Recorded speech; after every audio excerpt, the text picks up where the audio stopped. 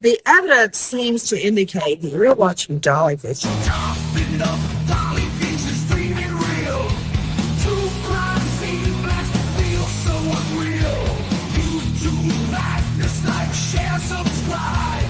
Jack's on fire, burning the world fire. Where's the baby missing? Shadows crawl. People whisper footsteps down the hall. Fingerprints of the dead, cold as stone. He's got the scoop, best around town known. Dolly Vision headlines, King the Beat. Truth unravels, crackling through the heat. Lost soul shining, echoes in the night. Rock the truth while live on air light. Topping up, Dolly Vision's dreaming real. True crime scene blast feel so unreal. YouTube madness like, share, subscribe.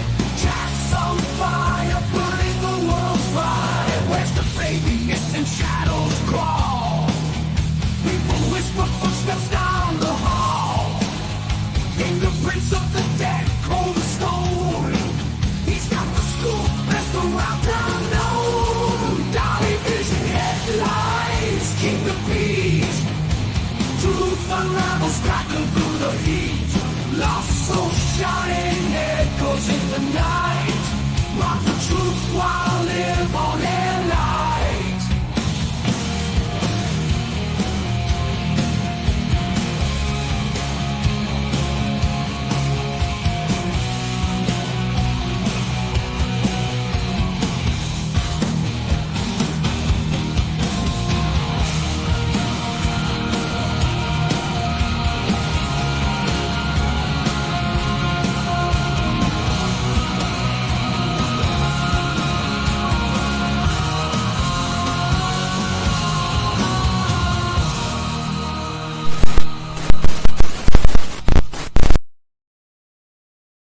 What is up, my beautiful YouTube people?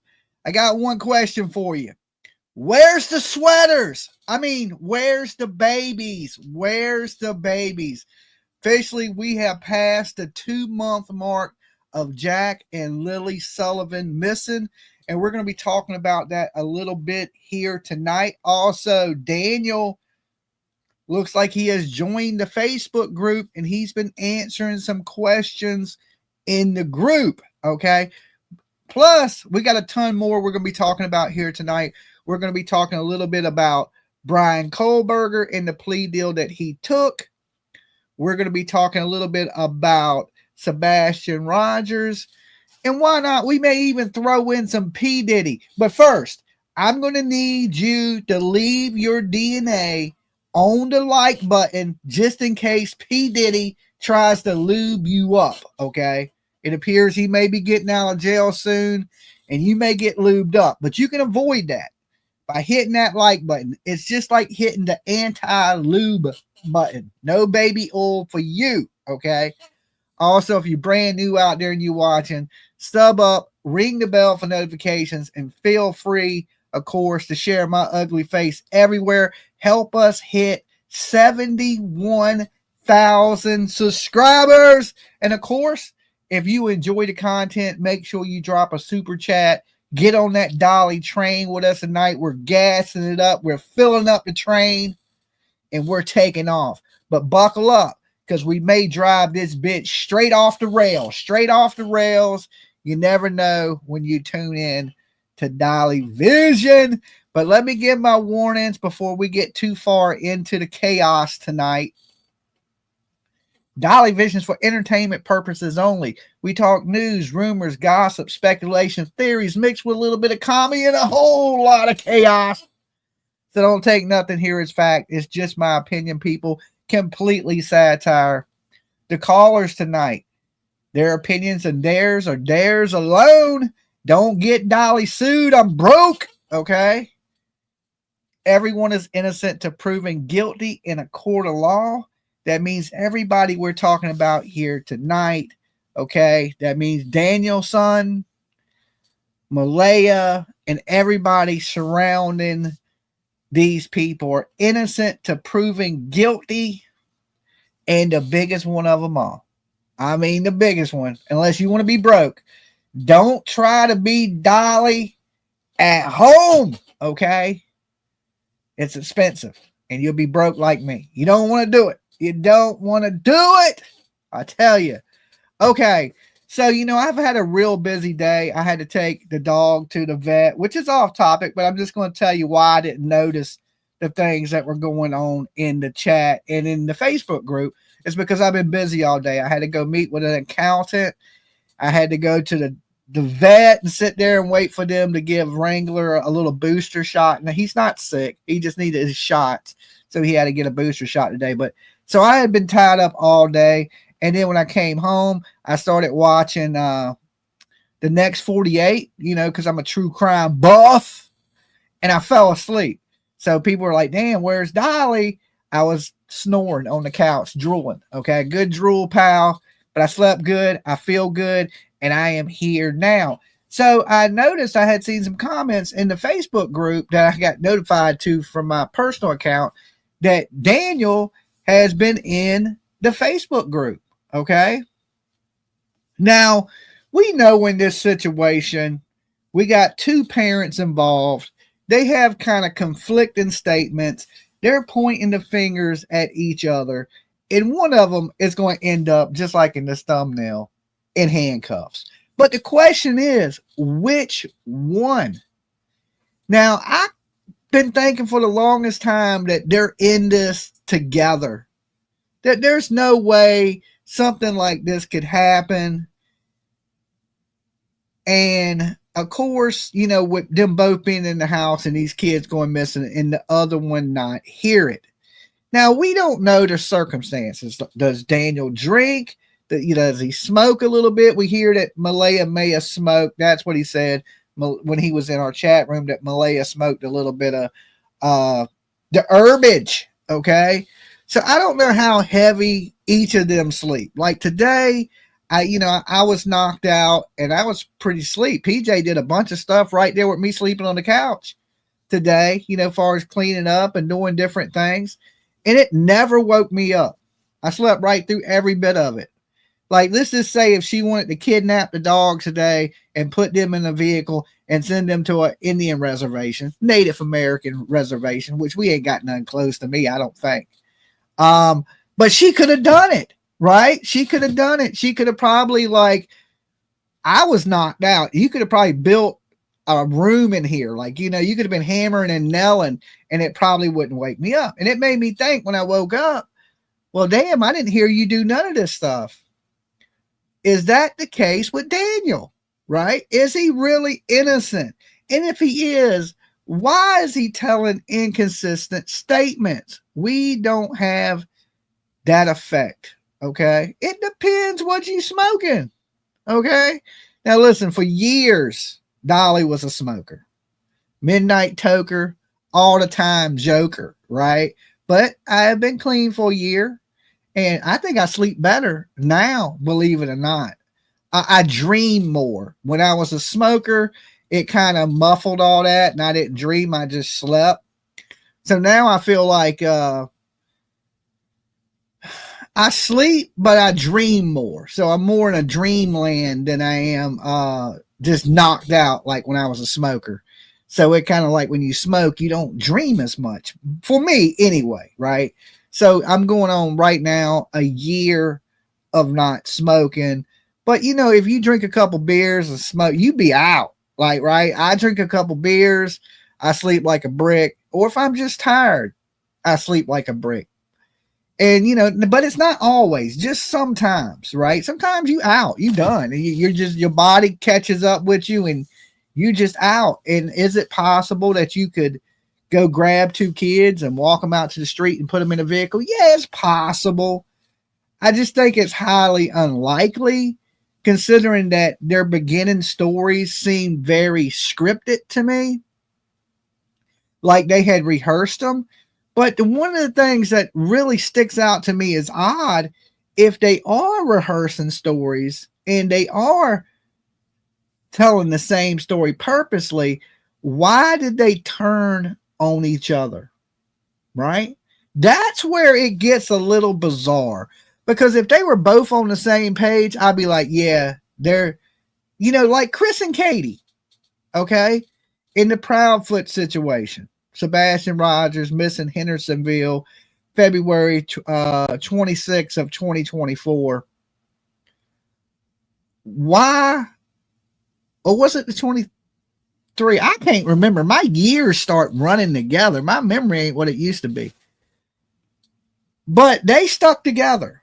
Their stories remained the same. They didn't give solo interviews, right? Not in the beginning. They were kind of there together, holding hands, or one of the interviews were just their hands, but they didn't fracture, right? If they committed a crime, that crime brought those people closer together, right?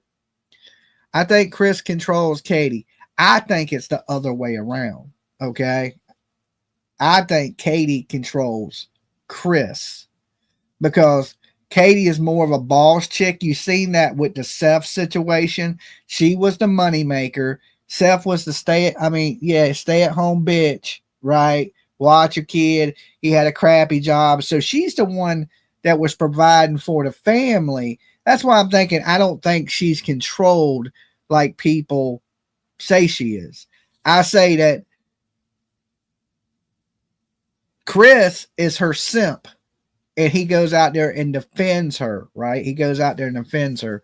So, but they didn't, their relationship didn't fracture. They're together right to this day, still being quiet, and then, rode off into paradise because a lot of people have done stopped talking about Sebastian Rogers. So this gives them this free pass, and the heat ain't really on them like it used to be. Now, in this situation with Daniel and Malaya, it's the exact opposite of that. But yet, it seems like, they would both know. But we know this. The first one to talk is the first one to walk. And already we see Daniel is doing more of the talking. So even in the Facebook group, he's left things, he's insinuating, he's pretty much running with the same story that Durwood ran in the beginning. Now, I believe him and Durwood have sat down and talked, of course. And, we know he's talked to Jamie, Daniel's mom, Durwood has, because these stories are great, right? They're great stories, because it makes it sound like Jack and Lily are alive. And Daniel seems to think that Jack and Lily is alive. He says they're alive. But listen, if you did something bad, wouldn't you want people to think these kids are alive too? But we know in true crime, kids just don't go missing with these crazy stories and just one day pop back up, right? They don't just pop back up. Usually when they go missing, they stay gone until their bodies are found. Now, in very, very rare cases, and I mean rare, like getting struck by lightning on a sunny day rare, kids do be found and turn up, right? It happens. I ain't saying it's impossible. I'm just saying it's highly unlikely. So, and with the inconsistent statements in the very beginning, and the mom and dad turning on each other, and the families fighting from the inside, it sounds like they already had some problems before Jack and Lily went missing. Now, Malaya's friend has came out and said that, she hasn't really hadn't seen Malaya for 19 months, almost 2 years before all this happened. You remember the friend we listened to the other night, right? And that she believes that Daniel is very controlling. Okay. Very, very controlling. Now we know that there is 2 Daniels. Okay. 2, which is odd because there's only one Dolly. Well, there's 2 Dollys. There's the big titty one, and there's me. I say there's a great and there's an ain't. I'm more of the ain't Dolly, right? But usually there should only be one person, right?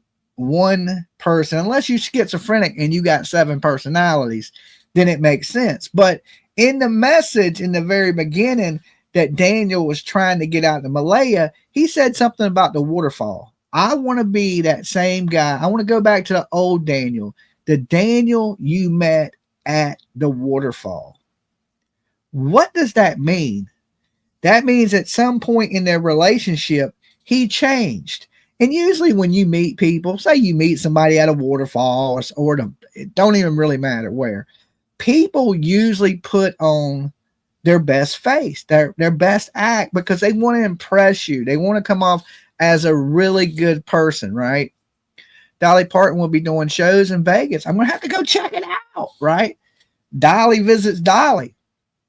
But usually people put on their very best and first impressions because they want to, you know, wow you or get you to like them, or, you know, whatever reason it is, or trying to sleep with you, whatever reason they try to fake it till they make it kind of behavior, right?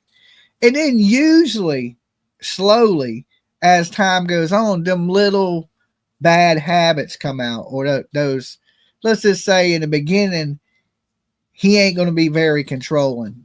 That control is, you know, slowly they start to set in. Don't do this. Don't do this. Don't talk to that person. And before long, you're completely controlled by somebody. And it sounds like Daniel was a very controlling person.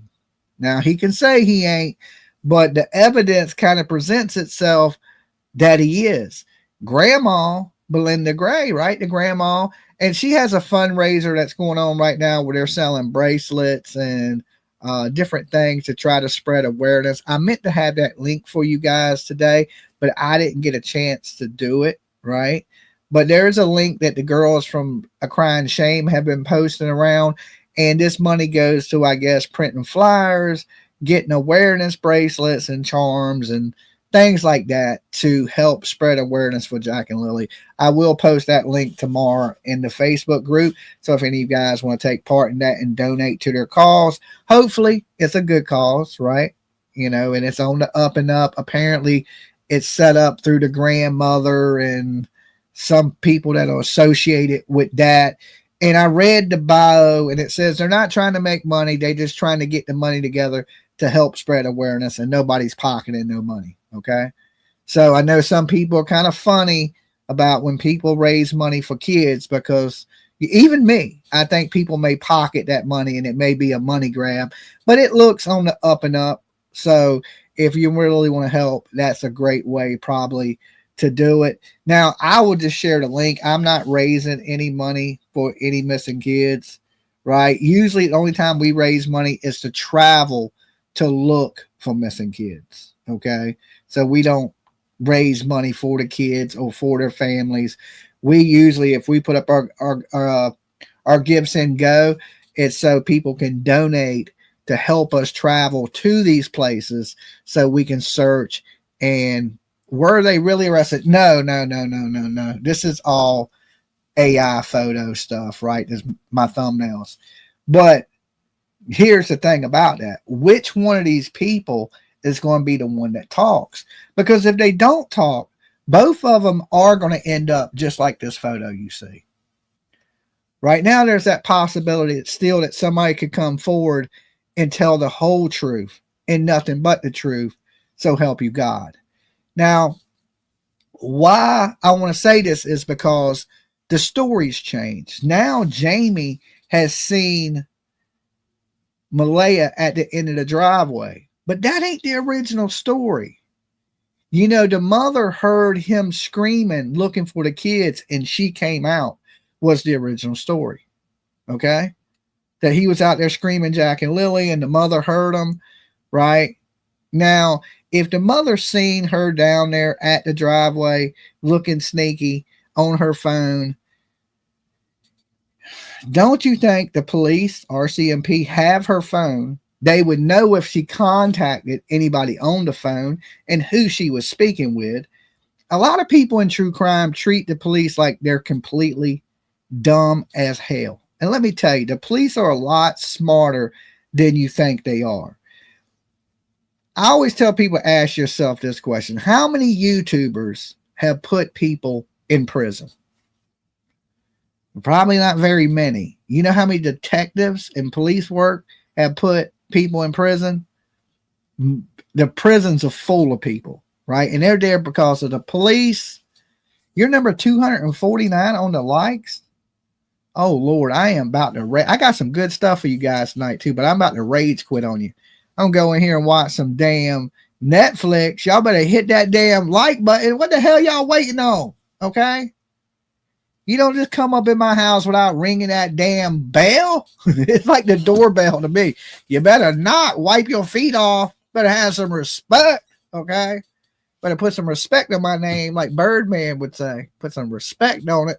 Hit that like button, guys. Hit that like button. So the first one to talk is the first one to walk. You know, just we know the beginning was a lie because the story has changed, and it's constantly changing. It ain't just changed one time. It didn't just change 2 times. It's changed multiple times, right? Gold Rush is boring, Dolly. Okay, I'm not gonna watch Gold Rush. I usually watch like the Next 48, Unsolved Mysteries, this true crime stuff, documentaries. I'm really a big fan of documentaries. Like I like to be entertained, but educate myself at the same time. As I guess it's that little bit of nerd in me, you know, just a little tiny bit, right? Because I always say I'm borderline genius, partly crazy. I don't know which one I'm more of. Probably more crazy, okay? But I know this. These kids are gone, and somebody needs to be held responsible for that. Now, are these kids on a reservation? So many people are believing Daniel, but they'll tell you in the same time that Daniel's a liar. Daniel's a liar. And then when he goes there on the reservation, they're like, Daniel's telling the truth. Well, if Daniel lied about everything else, how do we know he's not lying about this? But then, like I said, there is that possibility that Daniel don't know. And he believes this stuff too, right? Somebody knows something. And it's definitely somebody at that house. I think we're missing a couple people in this handcuff picture. Maybe Daniel's brother and Daniel's mother. Okay. And possibly Malaya's mother. We should have had all of them up here in handcuffs, right? And been like, okay, which one of you wants to come out the cuffs? Because somebody from that house or in these 2 families know where these kids are. Now, as far as the reservation, wishful thinking. Don't you think by now the RCMP, listen, the police have informants. The Native Americans, the Native First Nation, there's informants.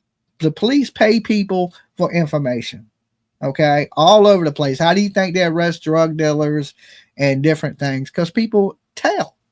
People tell on everybody. People are nosy. They tell other people's business. They can't keep a secret to save your life. You know who can't keep a secret? Dolly. I can't keep a secret to save my life, okay? As soon as somebody tells me something, I'm running right off at the mouth on it, right? And there's millions of Dollys out there. People just can't. As soon as you tell them something, you might as well have told the world. So that's what I'm saying. At this point, if these kids were alive at $150,000, I'm telling on every single one of you in this chat room if I knew something on you. All right. I know we buddies and all, right? We friends. I'll send you some canteen, right? I'll take a collect call from the prison from you, but I'm telling on you at $150K, don't break the law with Dolly. All right. Cause as soon as you do something, I'm telling it, right? Especially when I might let you slide for 10K. Okay. 10K. I might let you. I ain't telling on you. As soon as that shit hits about 50,000, I'm turning your ass so in, right? And look, I'm just gonna apologize to you, like, look, man, I love you to death. We buddies and shit, but I needed that money. Dolly gotta eat. Okay. It ain't like I lied to. I tell y'all people all the time, shit, Dolly gotta eat. You know how much food $150,000 would buy? Oh shit, that's a lot of food. I'm telling it all with a smile on my face, right? So I don't believe these kids are on a reservation. I do want to share this though real fast with you guys to show you this. Now, I haven't had a lot of chance to check out what else he's posted in this group.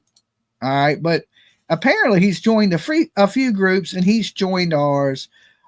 Jack and Lily, missing tips and clues. So if you ain't added this Facebook group yet, I would go ahead and add it. There's a lot of good stuff in this group. And right now I think it's a public group, and we at 3,100 people, somewhere around there. Okay. And this post here was the First Nation, a place where Durwood said Jack and Lily were hidden in here by the mother or her family 99%.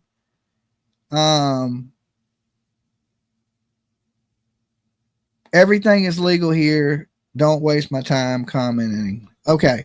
So this is basically the reservation that they believe that they're hit on, right? Looks like a nice little cul-de-sac neighborhood. It don't look like, things are out in the middle of nowhere. So can you really hide a kid here and it not be seen? Okay. Let's click on it.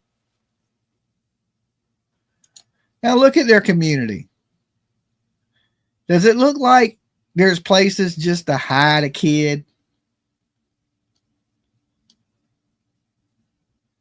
I mean, everybody has neighbors and people around.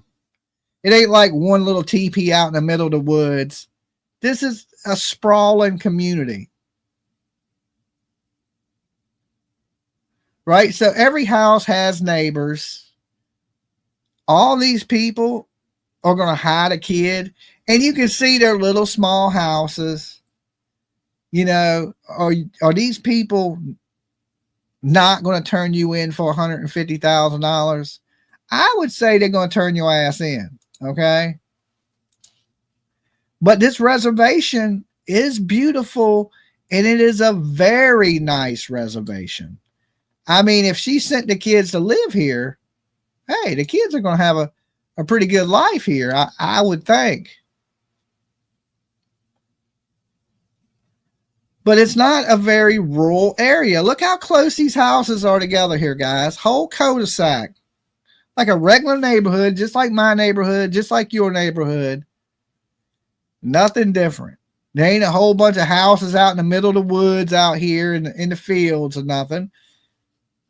I don't think there's very many places here on this reservation to hide any kids.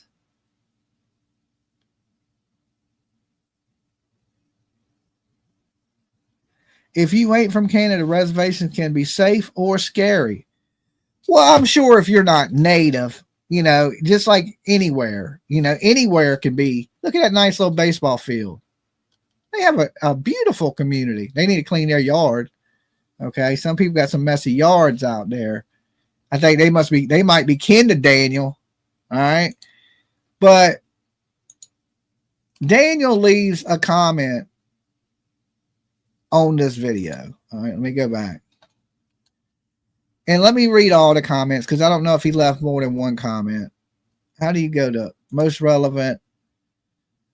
All comments. Okay. And the first comment on it is the mother did not hide them. The proposed theory is that the mother escorted them quietly to a vehicle. Then the vehicle drove them to an unknown location where they remained hidden. Investigators are still hard at work determining the exact unknown location. Okay, first it was a reservation, then it's an unknown location.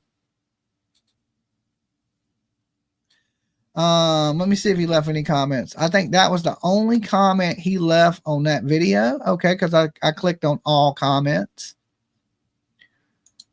And I don't know if that's the only one. I don't think it is, because I think he also commented on some other stuff that I got notifications for. And I think it was the timeline right here. All right, let's see this. Let's go to all comments. I could have swore I seen him comment on this. That's not showing me all the comments. There's 25 comments. That's not 25 comments. All comments. 2 replies. I know he had comment on a few of them because I've seen the notifications, but I haven't had a chance to go through and look at everything. Where was it he commented?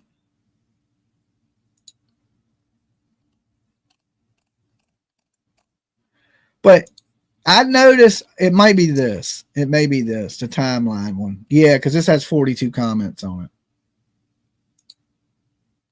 All right, let's go to all comments. I don't know why it's. Yep, he commented right here. Was an excavator used?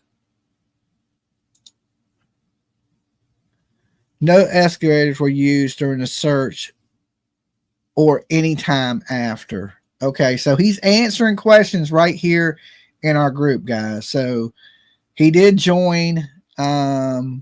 Yes, me too. His words have so many red flags. Wrong, completely wrong. During the first few hours of the search, after the helicopter arrived on scene, approximately 1 hour, 30 minutes after the search began, I searched. Well, the helicopter did over top sweeps above me.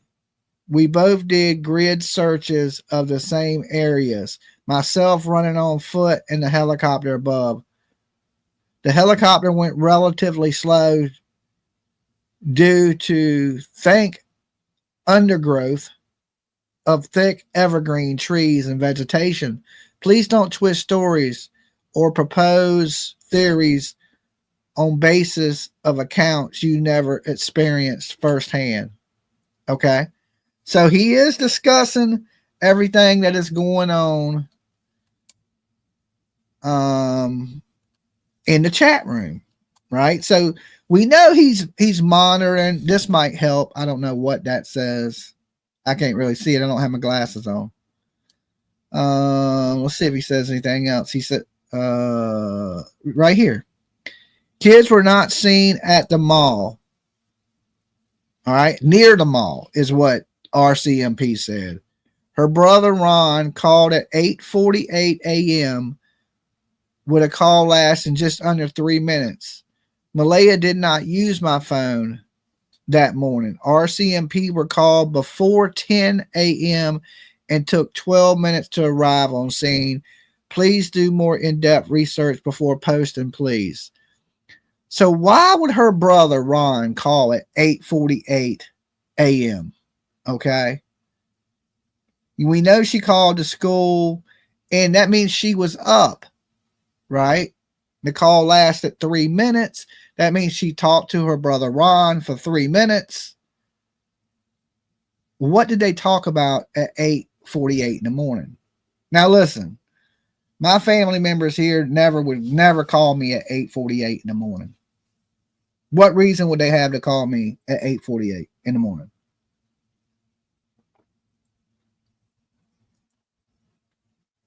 Janie's brother called at 8. Is that what he's saying? Okay.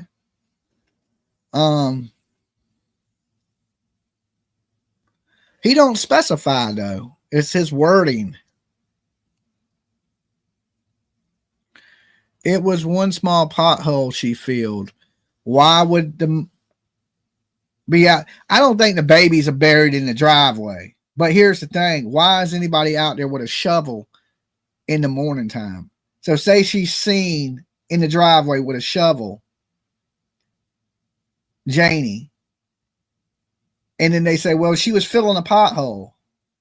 Well, how do we know she wasn't doing something else with that shovel before she was seen?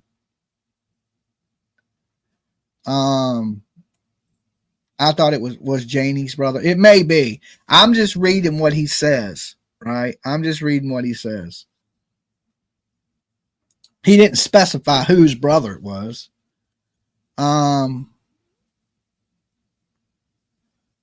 False. Mom heard the children the morning of the disappearance. Okay, the mom heard. Now he's saying his mom heard the kids.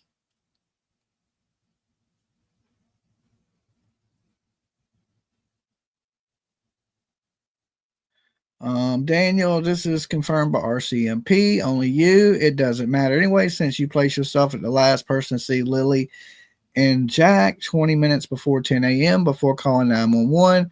That's your own words. Repeat it many times as Malaya slept, so it's irrelevant. Okay, guys, listen. Let me blow this up for this. When these people are talking, don't be super mean to them, because we want them to say as much as they can say, right? We want them to share as much information as we can.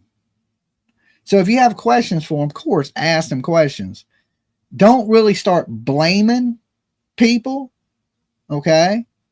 Because like I say, I suspect these people. I don't have any proof that they did anything. But one thing we don't want to do is shut them down and have them not talk. We want them talking as much as possible, because the more information that comes out, the more information we know. And the more information we know, the more information we got to go off of, more sleuthing we can do. I thought they said she filled a pothole the night before.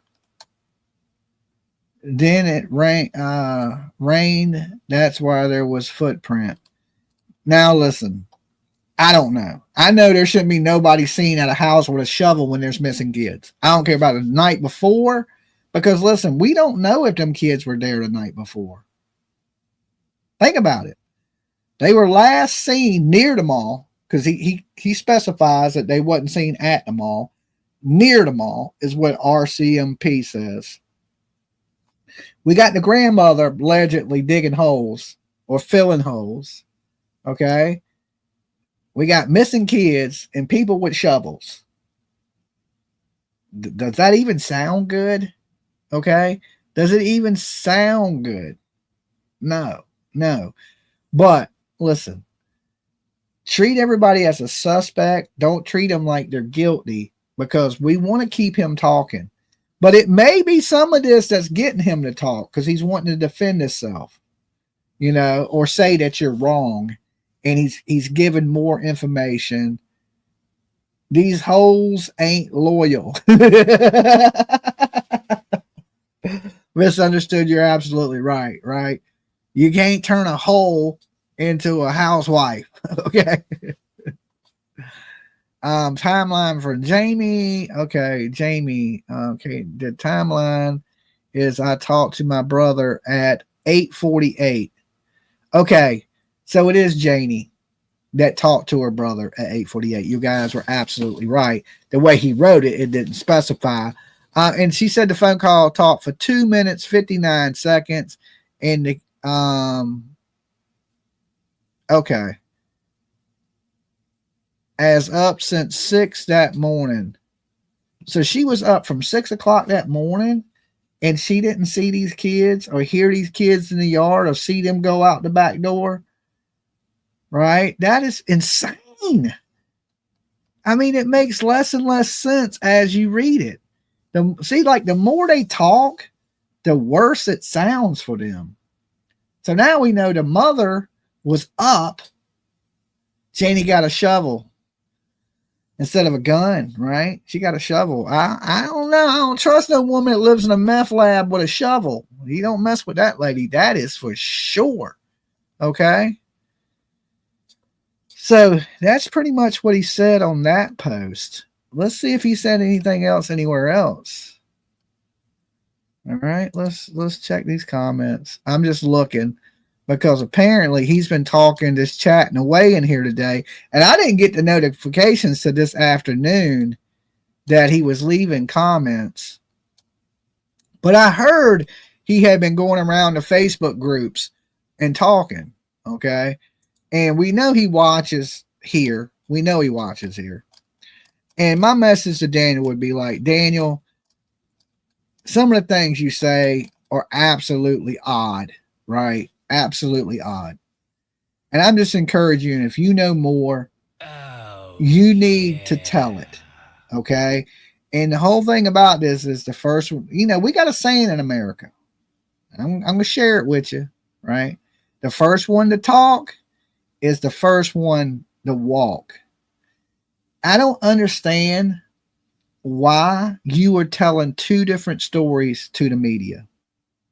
Listen, if you believe these kids out there alive, why is he not telling the media that so people on the reservation watching the news, just because they live on a reservation don't mean they don't watch the news, don't look around for these kids, right? But you're telling the media that the kids are in the woods, the kid's been abducted, but you're getting online and you're telling a totally different story.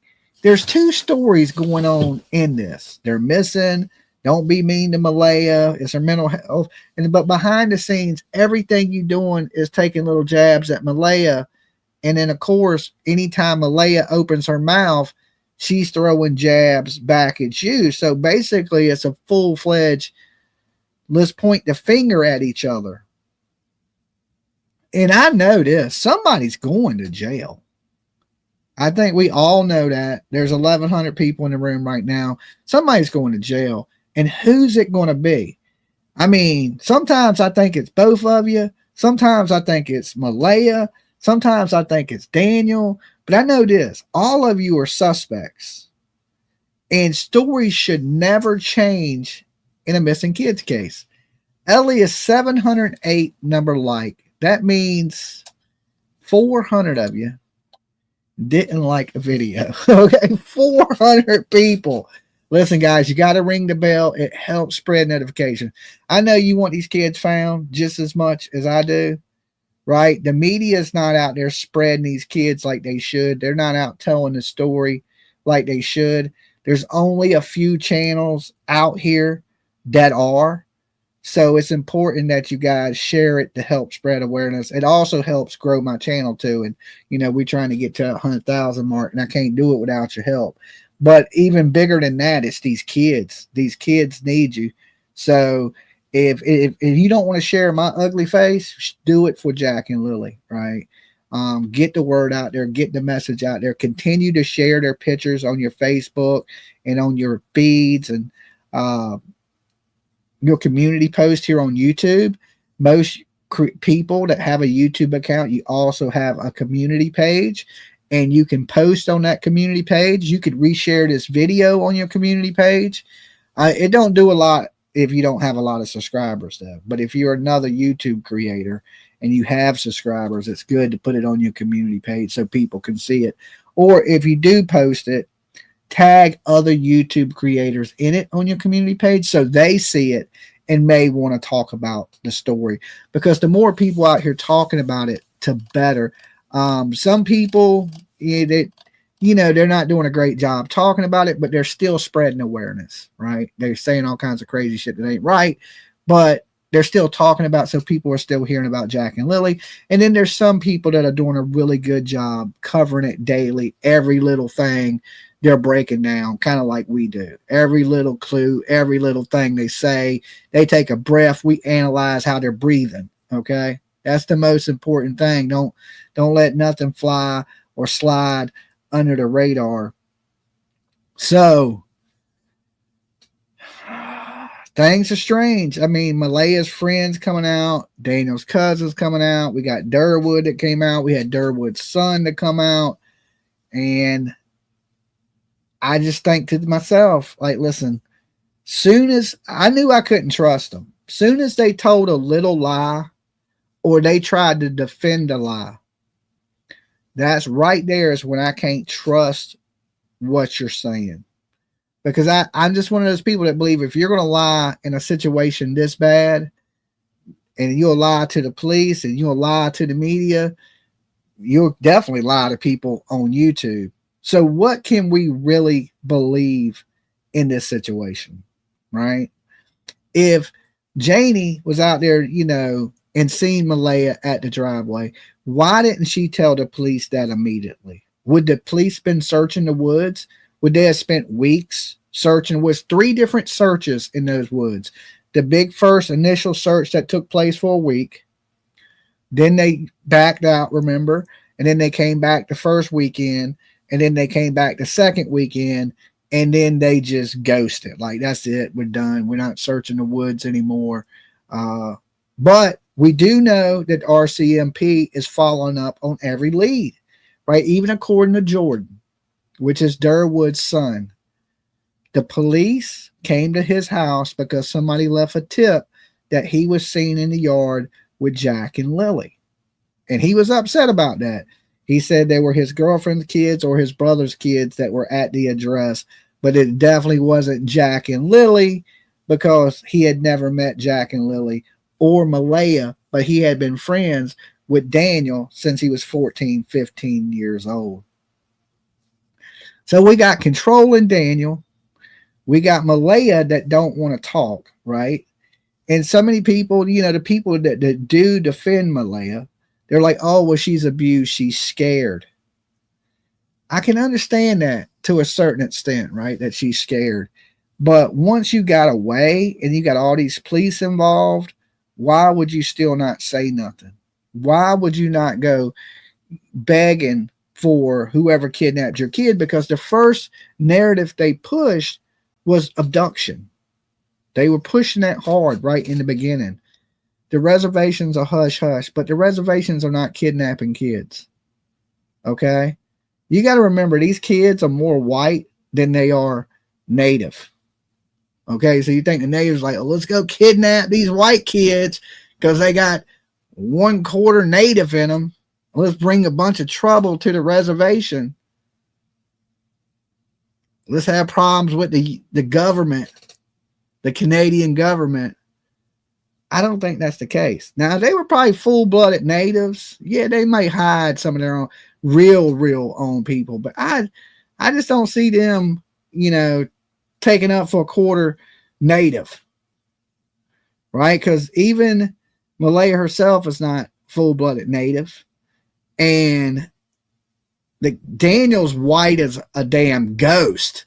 Okay, I've seen ghosts that had more color than his ginger ass, right? You don't get more whiter than ginger. All right, that's the whitest you can humanly get on this planet is ginger. Okay, so I mean, let's hide these little blonde-haired, blue-eyed kids. Well, I think Lily got brown hair. But let's hide these little blue-eyed kids on the reservation. Nobody will see them. Okay, nobody will notice these little white kids. They would stick out like a sore thumb. Okay, like a sore thumb. So I have no doubt that these kids, you're a ginger. I'm not a ginger. My hair is blonde. Sometimes it does have a little reddish tint to it, but for the most part, I got blonde hair, blue eyes. I ain't a ginger. Depending on how the light hits, okay, it may look a little reddish.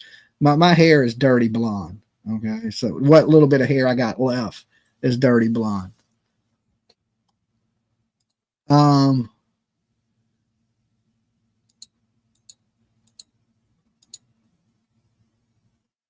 Dolly, Daniel ain't the father, bro. I know. There's no reason. Oh yeah, that's right. He ain't the father. Why do I why did I say it? Okay, the dude, Corey, he's just as white as Daniel. He's not native either. So it don't matter. Either way, both daddies are white as a ghost. Have you seen Jack and Lily's daddy? Belinda's son? I've seen him. He's white. Okay. But what I'm saying, even Meadow is his kid. And you would think if she was going to hide anybody, she would hide Meadow. All right. She would hide Meadow, which is his kid, and he's a ginger. Okay. But she didn't hide Meadow. That's why Dolly is the daddy. I ain't the daddy. And if I am, I ain't paying child support. Okay. I never even been to Canada. There's no way possible. Those are my kids. All right. Dolly's a towhead. Okay, there you go. Whatever the hell that's supposed to mean.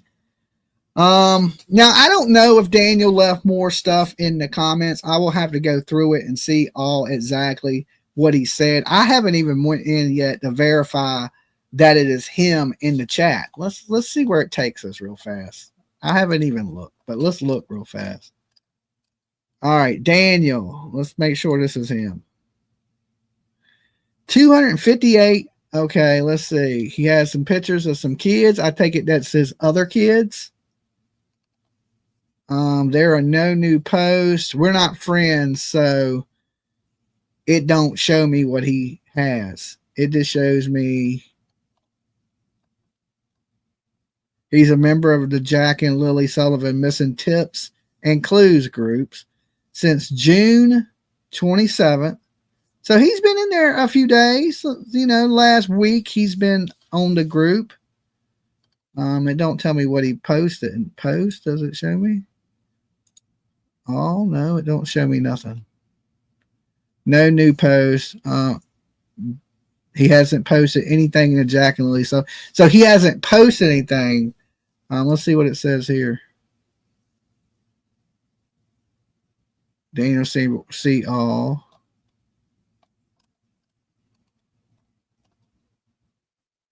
So I have no way to really tell if this is him. It just shows that people are reacting to what he's posted.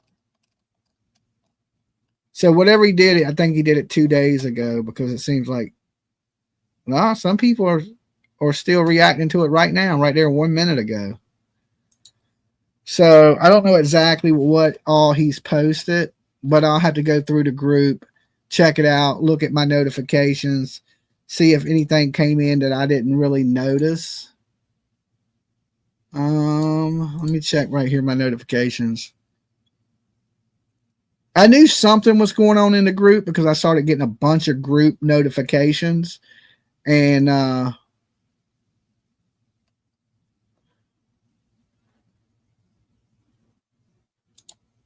let's see what this is.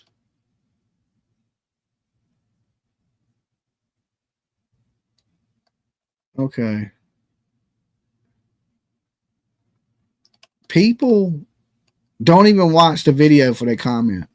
Like somebody put, fake, I just checked the latest update from Global News. No update.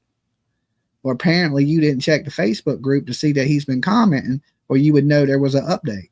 Okay. People don't even watch the video before they say it's fake, right? Like, watch the video, D-Mac. Okay. You sound stupid if you don't watch what's going on. I would say he left a comment that the kids were put in a car and blah, blah, blah, blah, blah. And, you know, the stuff about the pothole. But you didn't take a chance to listen to the video, you big old fucking idiot, to see what we were even talking about. People see the thumbnail and they go fake. I mean, we know that they're not in jail. Okay. It's a thumbnail. It's about the first one to talk, the first one to walk. Because one thing we do know is they are going to end up in jail. Which one? Right? Which one is going to jail? And is Daniel going to finally come out and tell the truth? Or is he involved? And if he tells it, they're both going to jail. And if she tells, are they both going to jail? But I said from the very beginning, there's 4 suspects. I would say 5 now. Malaya's mom. Because a lot of people believe Malaya's mom is somehow involved in this. And I don't put it past her because, you know, from everybody, what everybody's saying is Malaya's mom's protecting her. You know, maybe her advisor, don't speak to the media, don't speak to the police, don't do this, right? But we know in the beginning she was cooperating with the authorities. But we only know that because of Daniel. Daniel said everybody took a lie detector test. But that's us believing him, right? Because we know this whole time in the media, he's taken up for Malaya. But on YouTube, in these Facebook groups, he's not. Dolly, you have her crying. We all should know that isn't true. There you go. That's the first sign that is AI right there, that she's crying. This woman never shed a tear. right? I haven't seen any of them really cry. You know, even Daniel, he just rubs his eyes and he's like, he gets a sad tone in his voice. But I've never seen anybody leak a real tear in this case. You know, in the beginning, they were so nonchalant about it, especially Malaya in the one interview she did give. She didn't seem to have that real motherly concern, you know, that you would think you'd be crying over one kid, but two kids and not nothing. Yes, Sarah, so bizarre, no emotion at all. I thought it was just me, right? Because she had a little bit of a sad, try to get the sad tone in her voice, you know. Like I watch movies that make me cry. Okay. I hear about stories that make me cry. When I see good stuff that happens to people, it'll make me cry. Right? When there's something really good happens for somebody, it just makes me happy for them. And it'll tear me up like tears of joy. Right? I have tears of joy. I have tears of sadness. But they don't have tears of nothing. Of nothing. No emotion.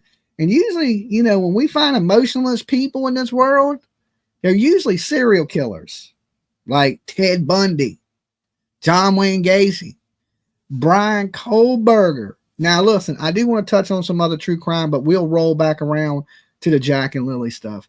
Brian Kohlberger today in court confessed to the murders of the Idaho Four, took a plea deal where he will do 4 life terms without the possibility of parole. The families are going crazy. He'll be sentenced in just a couple weeks. A few weeks from now, he gets sentenced. PJ wants me to go out there and cover it live. So for the sentencing of and, you know, because there's going to be a lot of outrage. The families are going to give their family impact statements at the Brian Kohlberger trial. And she's like, you probably should go out there and cover it. Because I was originally going to go to the case anyway. But since it's only one day, you know, maybe fly out to Idaho and cover that stuff for you guys live and then bring my ass back because there's something else that's going down. Oh, I'm going to GalaxyCon to meet a bunch of horror movie people. So I want to be back for that. And it's right around the same time as I'm going to go meet Art the Clown. If you don't know who Art the Clown is, I seen people asking last night. That is the main guy in the movie Terrifier 2 and 3. Okay.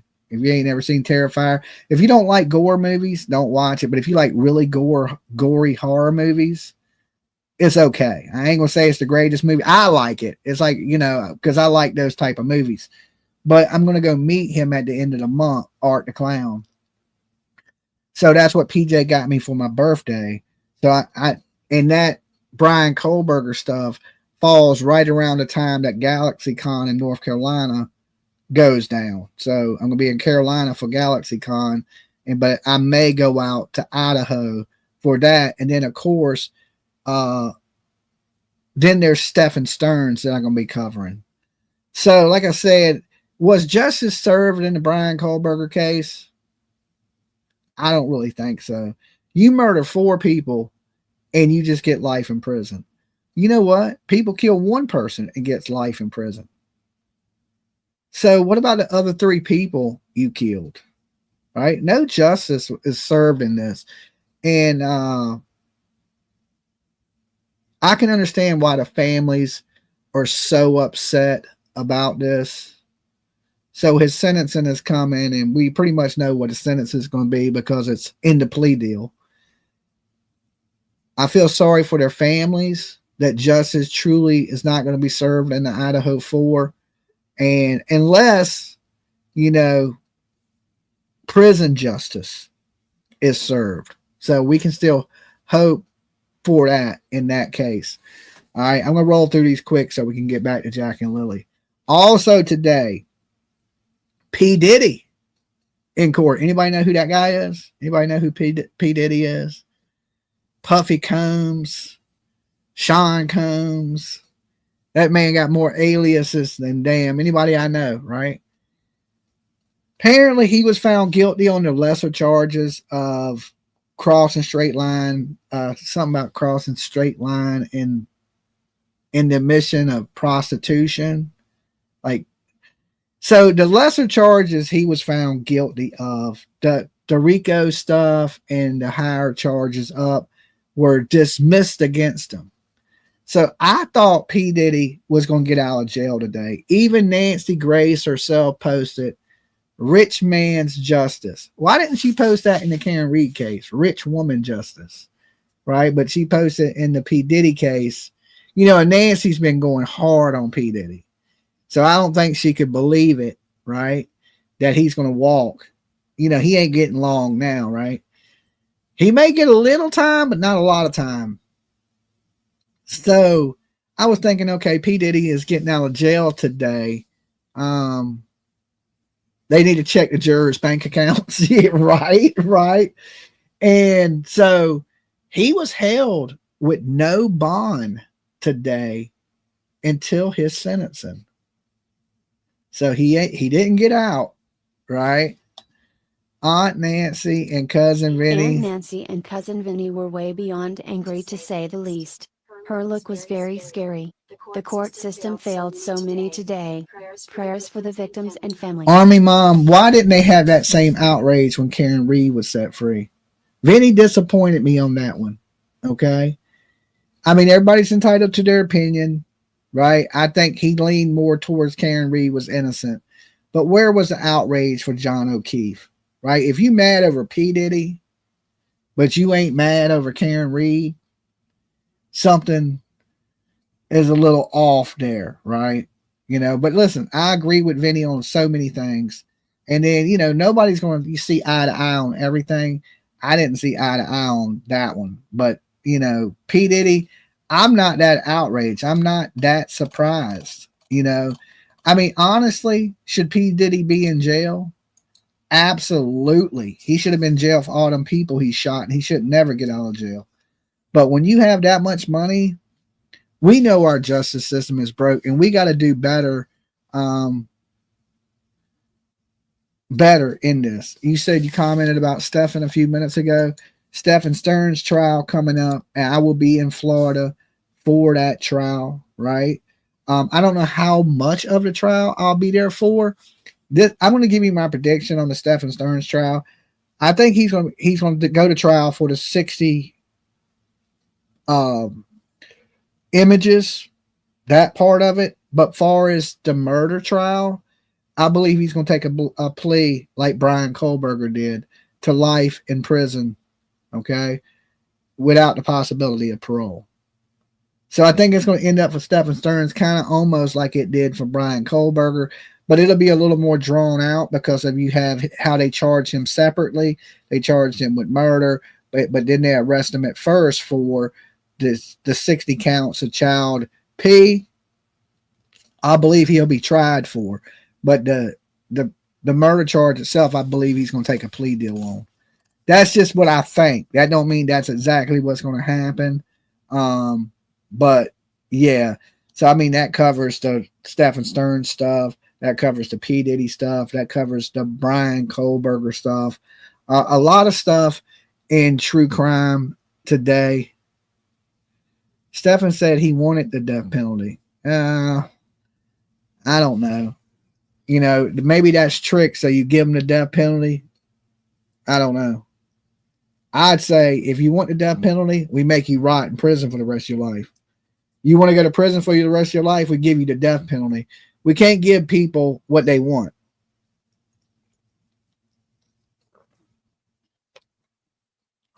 When they found those pictures of Matty Soto on Stephen Stern's phone, they should have walked him right outside, tied him to a post, and gave him the firing squad.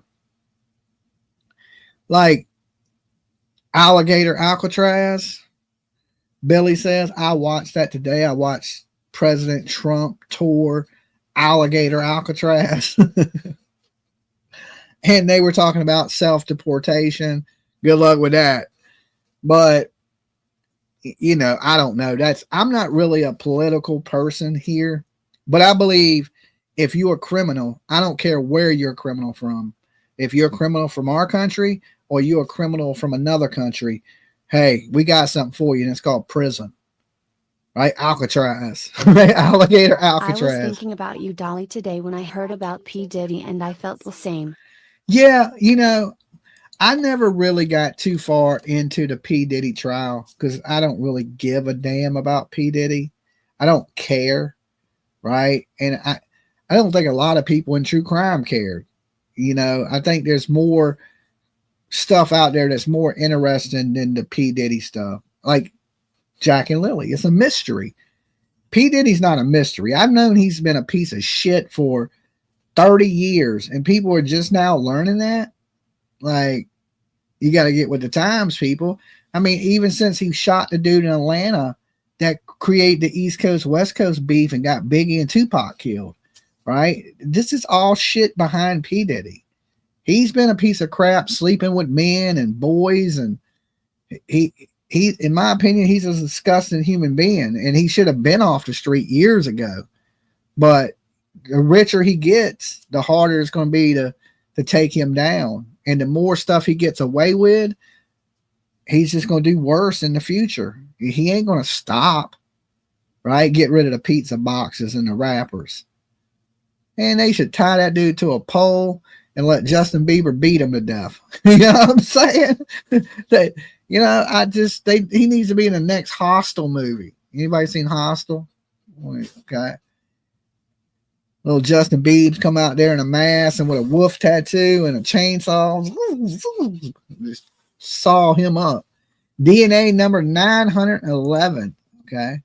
We're getting closer to that 1,000. Guys, real quick, let's do this because this usually helps.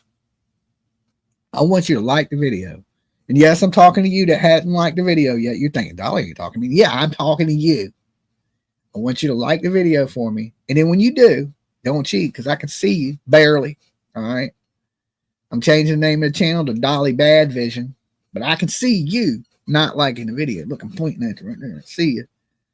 I want you to like the video. And then once you do, I want you to shout out where you're watching from. Okay. It's time to represent your city, your town, your hood. You can even shout out your granny, but like the damn video first. Okay. Go. Goldberger wanted the death penalty, but his lawyer fought tooth and nail to save his life. And he didn't. Nobody wants the death penalty. You think anybody wants to die? Everybody wants to say, they'll say that till they strap your ass into the electric chair. Perth, Australia. Hey, good to see you. Indiana. Quebec's in the house with us. New Zealand's in the house with us. Michigan. Chicago. Chi-Town. Or is it Chirac? Okay, one of those. More Australia. Pennsylvania's with us. Missouri's with us. Kentucky is with us. Seattle, South Africa. Liked it already. I see Philly, Nova Scotia's in the house.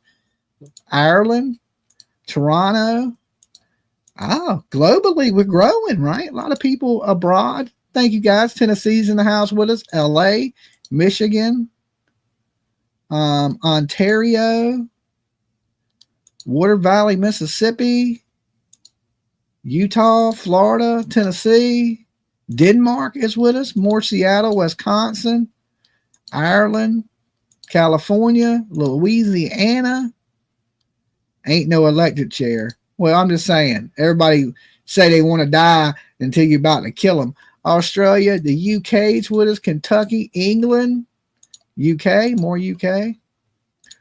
Watching from Pacific Islander, Mississippi, Washington State. Is that Nova Scotia? Enough is enough. Justice for Lily and Jack. BC, Canada, Tennessee, Quebec, England. All right, you guys are all around the globe tonight. Okay. Your backyard. You probably are in my backyard. Plymouth, London, UK. All right. Awesome. Glad all you guys could be here. Indiana, New York, Missouri, Nepal, Baltimore. That's a murder capital of the East Coast right there. Norway, New York, Tiki Bar at Dolly's house. Okay. I still ain't done. I haven't worked on it in a few days. It's been raining here today, so I didn't have a chance to do anything today. I still got to build the shelves inside there. New Hampshire, Ontario, Oregon, Kentucky. Okay. Open the door. I need to pee. Or it's your pool. Definitely don't pee in my pool. Okay. Pull up a bush. There's a ton of them. You will be all right. Okay. So now that y'all like the video, thank you guys. Thank you for everybody that's here today. Now, we pretty much know who the suspects are in the disappearance of Jack and Lily, right? I don't believe there's strangers that kidnap these kids. It's not a random. If the kids were handed off, they're handed off to somebody they know. But I truly do not believe that is the case. You know, we go into those. Hey, Nova Scotia, Kimber. We go into the whole pink blanket situation of how did that pink blanket end up in the tree that we talked about last night. We also talked about last night the 2 sweaters that are missing. Why hasn't the RCMP went to try to recover these sweaters to see if those sweaters are there? Now, we know there's cybercrime units, task force that watch the internet stuff and they monitor the internet, definitely here in the States. I really don't know too much about Canadian law enforcement, to be dead honest. But, you know, we have people that cover the internet. So when things pop up on the internet, they watch people just in case they say anything. Just like we know the police were watching what Chris and Katie Proudfoot were saying in Tennessee. Okay. They were monitoring it. They were watching the internet. Is it the same case in Nova Scotia? Because if not, somebody needs to be turning over these messages, these inconsistencies to the RCMP. Now, I'm not encouraging you to call with bullshit information, but when there is actual information and we don't know if it's being reported, like, do they know that they're telling 2 different stories? That they're telling one story to the media there in Nova Scotia, but they're telling another story to the internet? Why would there be 2 stories in a missing kid case? What is going on? I'm going to open the phone line and we're going to talk about it tonight. Okay. We're going to talk about what he's been saying in the Facebook group. And if you haven't joined our Facebook group yet, it's Missing Jack and Lily Sullivan. No, wait. Let me make sure I get the right group because I was checking on. Give me a second. Jack and Lily Sullivan, missing tips and clues. My mods will post it. Okay. Make sure you add that group. We're at 3,100 followers of that group now. Daniel has been in the group posting, answering questions. So if there's something you want to say to him or ask them, join that group and ask him the question. Tag him in it. Now, like I said, don't go blaming him because we want him to talk much as possible. We want him to share everything that he can share or he's willing to share without shutting him down. Okay, even if you think he did it, right? Listen, I'm suspicious of him, but I still want to give him the chance to say what he wants to say because something may come out of that. We just never know. Some people call it leakage. You know, you overtalk, and then next thing you know, it gives us something else to dig a little further into what he's saying. Now, I think Durwood's world tour has ended because I haven't heard too much more about Durwood lately. Or everybody just took him as, man, you're full of crap, and just stopped listening to it. And he's, you know, since nobody's paying him too much attention, he's not, you know, running this crazy narrative. All right, let me share this so y'all can hear the phone calls as they come in.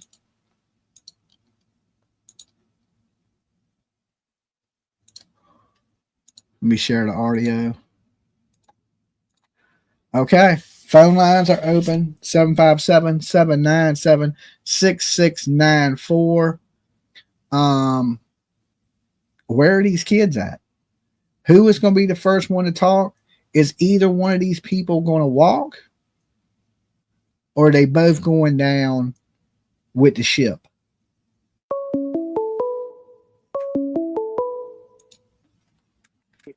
Dolly.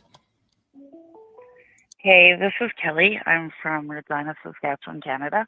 Hey, how's it going? Good. Okay, so in Canada, if you are a First Nations person, they do a report. It's called the Gladot report before you go to court. Like, I don't know a lot about the court systems, but it's called the Gladot report. So they put in factors like how you grew up, like, has anything bad happened to you, like, all this kind of stuff. And then they take that into account when they're sentencing you. Yeah. So you say the first one to talk is the first one to walk. That is not going to be true in this case. Oh, okay. Well, we do the same thing here. It's called a pre-sentencing report. They do it for everybody, especially if. Okay, see. Go ahead. Yeah, so here it's only for First Nations. Okay. And what makes you think if he tells they won't show him some leniency? I don't know. Our justice system is kind of a joke. It's like a catch and release program. So really anything can happen. And I would tonight on It's a Crime and Shame, they called Derwid or Darren or whatever his name is, and yeah, he's still going on with the same thing. I don't know. I think it's kind of a shit show. Yeah, I mean, I think he's pushing what he's heard. I mean, these people have told Darren this, and he's just going around to every channel he can get on and tell him what he's been told. But it's just hearsay. He don't know because he wasn't there. I mean, he may be getting information from liars. Exactly, but he just keeps on going and going and going. And like today, it was just like more elaborate. I don't know. It's a shit show, and no, I don't know how they're ever going to figure this out. Well, I think they need to start by putting some people in jail for what they do know. If they're telling inconsistent statements to the police, that's lying to authorities. And if they wasn't watching the kids, that's child neglect. I mean, I believe they already have enough to arrest them. I mean, it ain't enough to put them in prison forever, but it's enough to maybe get them somewhere, separate them so they don't have anybody protecting them, so they can really, try to break them down and interrogate them. Yeah, exactly. And Darren or whatever was saying that the lawyer's telling her that she can't say anything and that she knows where the kids are. And once they go to this court thing, and then all this stuff about she still has custody of Lily and Jack, and he basically thinks that they're just going to pop out of nowhere. Like, you're still going to be in trouble. Like, this isn't going away. We had a kid, Sebastian Rogers. They used to say the same thing about it. He's going to pop up. He never popped up. Right? Yeah, people seem to think. I mean, people want to be hopeful, and people want, would rather the kids be alive. Of course, even me, I'd rather the kids be found safe and sound. But the odds of something like that happening are astronomical. You got better chances of winning the lottery than them kids popping out of nowhere. Absolutely. But if this, for some far out reason, was to be true, she should have to pay back every cent of this money if this was all a hoax. Absolutely. Absolutely. I agree with you 100%. Hey, I appreciate you calling in. Have a good night. You too. Peace. Bye. Dolly. Oh, hi. Am I live? Yes, you're live. Is your heart beating? My goodness. I cannot believe I got through only on the second call. Wow. You did it. Okay. Cool. So, I just wanted to tell you something. I wanted to correct some information for you. Okay, but you got to tell us who you are and where you're calling from. Mercedes. I'm calling from the 51st state of Canada. Okay. Hey, Mercedes. So, I was in your group last night. There was a lot of crazy misconceptions. The first one about the RCMP. So, I don't understand why people think that because they're not being public, nothing is being done. So to me, the only person who's acted completely rational in this entire thing is Malaya. By not talking? By not talking. Uh-huh. Because the more time goes by, the more unhinged Daniel and people related to Daniel, their stories are getting crazier and crazier. So every time Durwood comes out with some new theory, it's like even more outlandish. Now they're like in some friggin' daycare run by Lizzie Borden and the Paw Patrol. Like the guy is honestly like it sounds. You know, I just stayed at Lizzie Borden's house. Okay, so it just sounds more and more outlandish, and the more he's talking, the more we are seeing Daniel's true character. So this is what Malaya was living with. So there's no reason for these children to have disappeared, because the way the legal system is in Canada, that's not necessary. She could have left. She could have taken her children with her. There was no reason for them to disappear. So the whole theory of them being hidden on the reserve and being like, that's completely insane. The RCMP has full jurisdiction to go wherever they want. There's an actual detachment of the RCMP on the reservation, on the reserve. Yeah, exactly. So, like, that whole like, yes, they have different bylaws, but that has nothing to do with the criminal code. Everybody in Canada has to follow the criminal code. We are all under it, regardless of what your background is and whether you live on unceded territory or not. So that's the other thing. I think a lot of people might not know something else is that this is just interesting information in general. Okay. Facebook in Canada, you're not allowed to post media links. So I think that hindered. I didn't know that. You can't the post information media links in Canada? Yes, we cannot.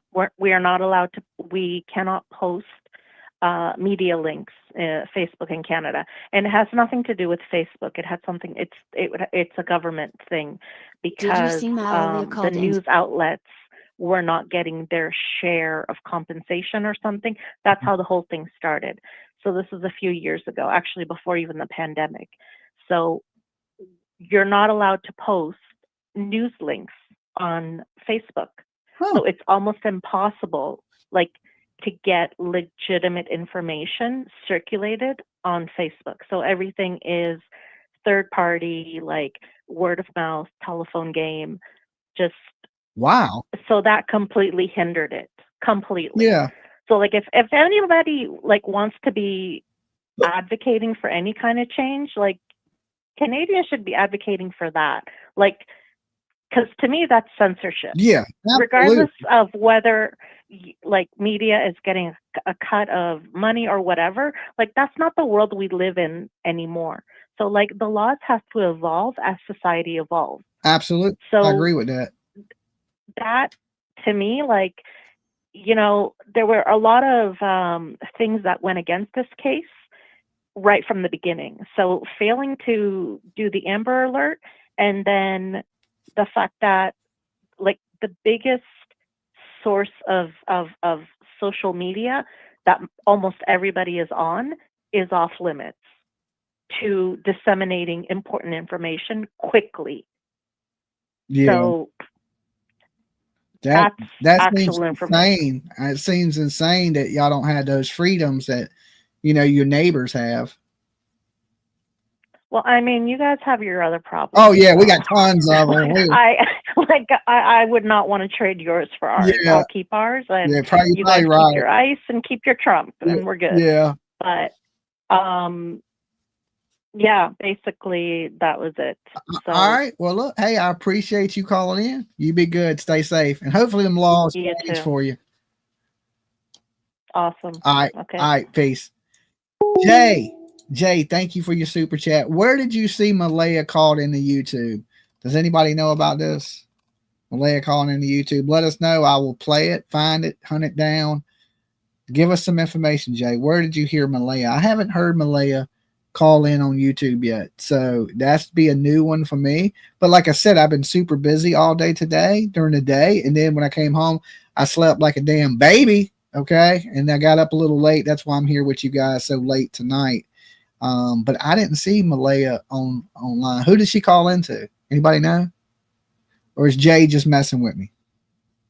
Now I seen her friend was online talking about her, right? That she hadn't seen her in 2 years. She just recently got back with her because Daniel was so controlling. But I didn't see nothing about Malaya calling in anywhere. You mean Cheryl spoke to clarify for Malaya and Logan Yepers? Okay, yeah, because I didn't think she spoke at all. So, Jay, you may be a little off on that. I ain't saying you are. You may know something I don't. Give me a minute. I have to go back out this in history. Okay, Jay, do your thing. I haven't seen her call in anywhere. I haven't either. So, and I've been trying to keep up with it as much as I humanly can and still live a normal life and existence. Okay.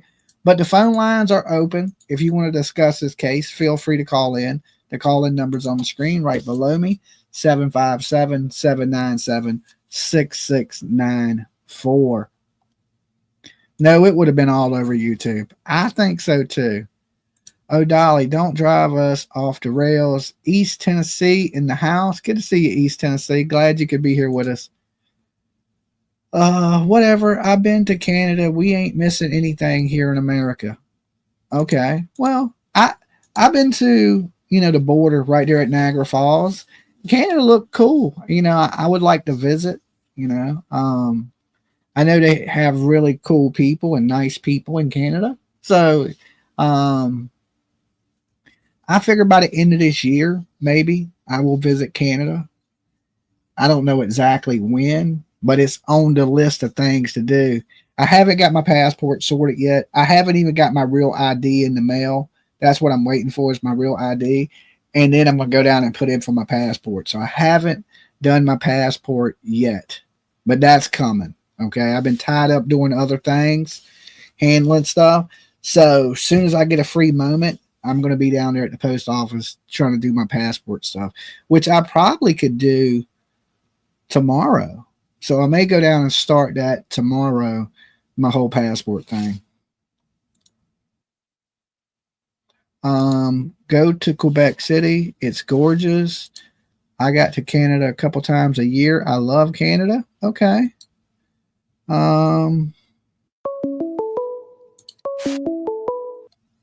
Dolly.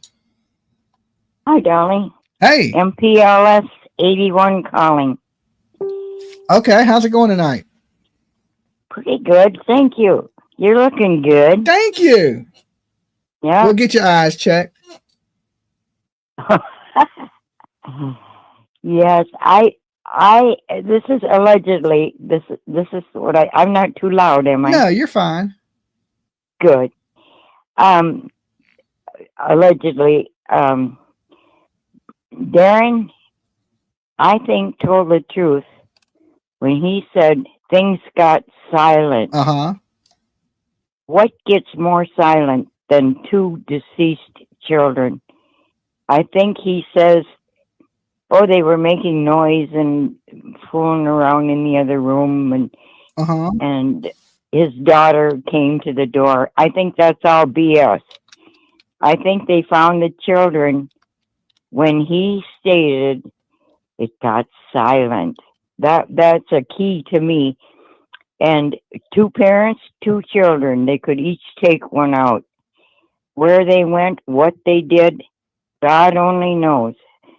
But God forbid that those children are gone. I don't know if it was I can't say the word drug, can I? You can't. Drugs. Yeah, you can say drugs, but you can't say the name of the drugs. Right. Okay. I think the children perhaps maybe these Skittles, they have World history on YouTube. they look a lot like I don't know, there's different grades of marijuana and different. Maybe the children thought they were candy and the parents were out of it and went to bed and didn't even pay any attention to we don't even know what time the children went to bed. We don't know if they got up and had breakfast. None of this is mentioned. So to me, the key word is, oh, and they got silent. Yeah, right. Oh, this is tragic. I hope and pray that these children, there's Summer Wells and Lily and Jake and all these children. I mean, they're so vulnerable. This is not fair. It's just not fair. And that's all I got to say. Okay. Well, I appreciate you calling in. Thank you for taking my call. Not a problem. Peace. Bye-bye for now. Okay. So these kids are somewhere. Now, I don't know if they're healthy and doing well. I mean, it's wishful thinking. It's 1,000 likes now. Thank you, guys. It took you an hour and a half, okay, to get to 1,000. Watching you guys. Watching you. Dolly. Hey. Hey. This is Ashlyn from Indiana. Hey, Ashlyn. All right. So, like I said, I have no idea if this is even close to being accurate. I live in Indiana, so obviously not anywhere around there. But after the Cheryl had, posted the picture with her and Malaya, and then did the Logan whatever thing, I looked her up on Facebook, and like you can't see her friends and stuff, but like if you scroll down, like I don't know, like a post, first couple of posts or whatever, and if you look at her comment on several of those posts, there's the same guy that comments something about beauty and enjoy your day, whatever. Yeah. So then I go to his page, and I like look from like today going all the way back to the day before the kids went missing. Okay. And this can just be like, random, and it just happens to look weird. But like the day before the kids went missing, he posted a thing that said something along the lines of needing to act right or needing to behave, but it doesn't look like it's going to happen today, and doesn't look good for tomorrow either. And then, okay, I don't get into it. Okay, throughout all these bunches and bunches of posts, there is so many updates about Lily and Jack. There's even one about the Eiler boy. And then like the rest are like memes about someone's got to be. And who are posting these? Huh? And who's posting? Well, see, and that's what I was going to ask you. So I sent it into the RCMP, because they let you like put like if it's on Facebook, like what the actual links are to the pages, and then like they ask if you have like screenshots you're willing to offer and stuff like that. And I figured it took me like 3 minutes to find this. So I was like, even if I'm hindering the investigation in any way, it takes 3 minutes to verify if I'm false or, you know what I mean, to see if it's worthy of looking at. So that's what I was going to ask you. Do you think it would be the worst thing in the world to say the person's name? Because in all these bunches of posts, right, nobody comments and nobody likes them except for like a couple people, one of which being Cheryl. and it says like he's married, but like it doesn't say who he's married to. And anyway, so I was gonna ask you if you think it'd be if it's like not a big deal to just say the name. I don't know. I don't know. I mean, it's public. I mean, it's public. I mean, it's not like it's like closed off to like friends only or whatever. Well, I mean, is it a family member or anybody associated? I don't know who it is. I've never heard the name come up, but I also never heard Cheryl until she came on and talked about herself and how she's Malaya's friend and she's been with Malaya and helping Malaya.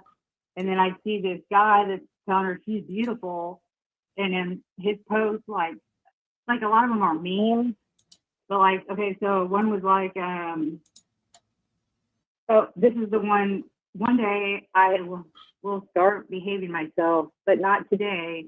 Tomorrow is not looking good either. And that's the day. I mean, that could just be somebody random. It could be. Okay, I'm just saying the person knows and knows the kids and stuff because they're posting all this stuff about the kids. But I find it odd that like nobody's like on all the ones with Lily and Jack, like your page. Everyone's talking about it. Like I wish they find the kids and prayers for the kids and where are the babies? You know what I mean? Yeah. Nobody's posting on them and no one's liking them except for Cheryl and like one or two other people. And it's not even like common that there's any type of like, or a lot of them just have nobody looking at them. But like a lot of them are like updates of like the news updates on what's happening with the kids. Yeah. Like some different, like they're sharing them. And the only reason, and I watch a lot of crime things, I'm not a detective. My thing is a lot of times the perpetrator or whatever is so cocky that they actually will like be inserted right into it. Yeah. So it won't even be looked. Yeah. You don't even know the wiser about them because it's just, which I would have never seen this person or know who they were unless she had came on and talked. And I looked up her Facebook, couldn't see her friends, scrolled a couple posts down, read the comments. You are the only person covering this that isn't AI slop. Could you PLS post a full case summary video of this case? Hold on I one have second, no caller. idea what the progression of this case looks like. I had a PLS bro, do this for me. Love you. I had a super chat come in. 714, thank you so much for your super chat. But when the super chats come in, it reads them out. So if you talk and it's just reading over you, and it'll make it hard to understand. Go ahead, finish what you were saying. But I think like it could be a random or it could be something to it. If you send the name to my email, I'll look into it a little bit. Okay. You know. Yeah, because I mean, it's not that I want people to be bombarded. Yeah. But I also I just had this when I looked through all the posts because there's so many posts. Like, people post memes every day and what blah blah blah. Yeah. And out of all these however many memes in 2 months, there's like a total of 5 total likes at all or whatever, and like 3 comments. And like I said, and 1 or whatever being of Cheryl. Okay. And then I was like, and just because, and here we go. I don't know if psychics are real. I've never believed one. I've never known, I've never had one read my whatever. But that Sloan whatever video, Sloan Bella's video, never heard of her. So I saw the one about the kids the other day. And if you ever take the time to just listen to the version, I think that's also what caught my attention about this, because all these details she said about the guy that the kids were handed off to was like he's like a father type of figure or something like that. Yeah. Or an uncle or something. And then like on some of his posts, he's like, someone's got to be the crazy uncle. And then okay, I got you. Just send me the name over and the link to it, and I'll check it out. All right. And I'll let you know what I think. All right, you be good. All right. Yep. All right, peace. All right, let me because we don't know. I mean, it could be somebody that has inserted yourself. Usually criminals return to the scene of the crime, or they'll be following their own crime, like even Brian Kohlberger was. Asked that you are the only person covering this that isn't AI slop. Could you please post a full case summary video of this case? I have no idea what the progress of this case looks like. Please, bro, do this for me. Love you.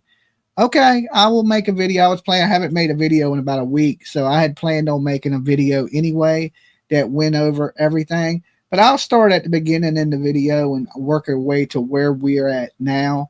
I planned on making that video tomorrow and putting it out. So just be on the lookout 714 for that video. All right. So, and then I'll try to break down everything that I know has transpired over the last 2 months, because we just now passed. Did you see Jay's response, Dolly? Yes, I searched for the video, New York Leo, and I could not find it.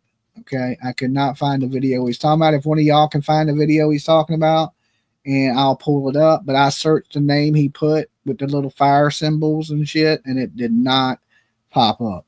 Okay, nothing on when I put that in. Shocking Malaya, shock. Malaya finally live streamed exposed truth. I didn't get nothing. Okay, nothing popped up on it. So he needs to be a little more clear about what the video is and if the video is legit or I don't know. So,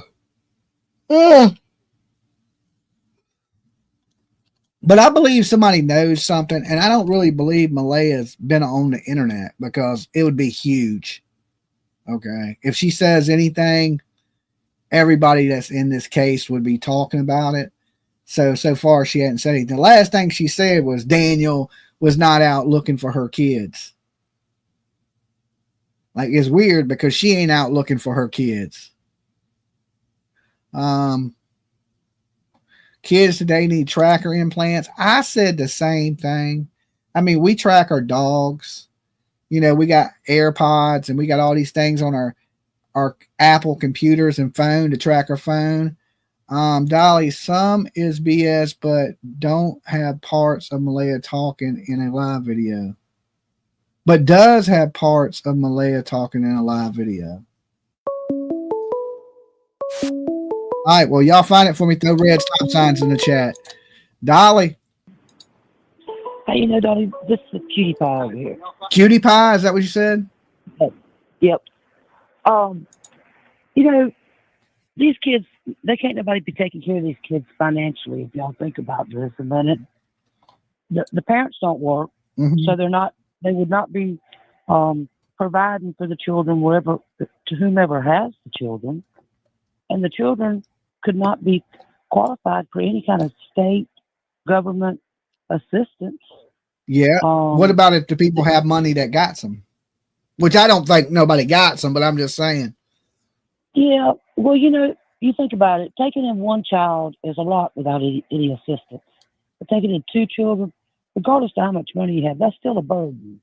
We're talking medical bills, dentists, medicine, clothes, schools. Kids ain't cheap, that is for sure. No, they're not. I just don't believe that nobody has these children. I don't believe it. And I got the past couple of days, the financials just been right there at me. You know what I'm saying? So when you get a good caller that calls from Canada that knows a little bit about how their systems work with what the kids could qualify for and stuff, tribal and government, hit them up and ask them, see what they have to say. Yeah. I don't see them being able to get any kind of assistance either, because as soon as you notify the government that you got these kids, the police are going to be there. Yeah, that's what I say. So they definitely have to be well off to take in 2 children. Yeah. And I just don't see it. Okay. I mean, hit it up. Thanks, bud. All right. Peace. Dolly. Hey, man. Hey. I gave you a super chat. I'm acid reflux. Hey, what's up, acid reflux? How you doing? I'm doing pretty good now. I appreciate you taking my call. So, but the super chat, what I was saying is, when you look up this case on YouTube, 90% of what you get like presented to you is AI. it's artificial intelligence. And you know, I don't listen to that. Like, I've tried to, but it's so hard to follow along with the case when all you have besides you is that crap out there. And that's why this case has been going on for a bit, and I have no idea the progression of this case. Like, I don't know what to think at all. It's a hard one. I mean, it's pretty much a mystery. I mean, if we look at it from the very beginning, from when they went missing, you know, they came out and they told us that they were asleep, and when they woke up, the kids were gone. Then the second version of the story is Jack and Lily came in the room. They were awake, but nodding out, you know, kind of in and out of consciousness. And as soon as they heard the kids stop making noise, they went and searched for them, which is different than what they originally said.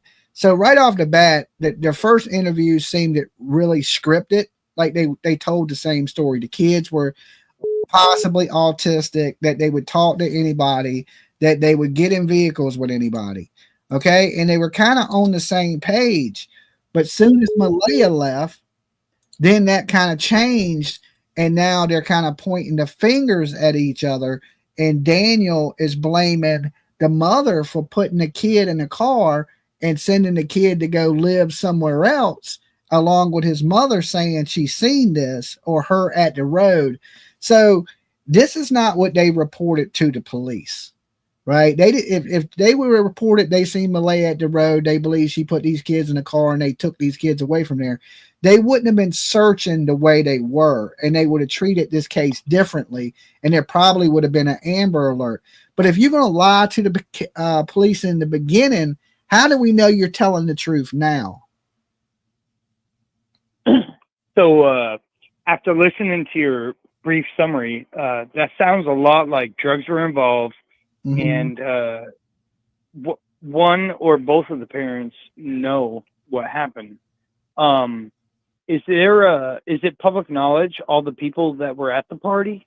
Now, apparently there was like a party. The party is alleged, right? There's nobody that really come forward to say, hey, I was at this party. Now, I asked Daniel myself when he was in here in this room, he said there was no party, that there was no party ever took place.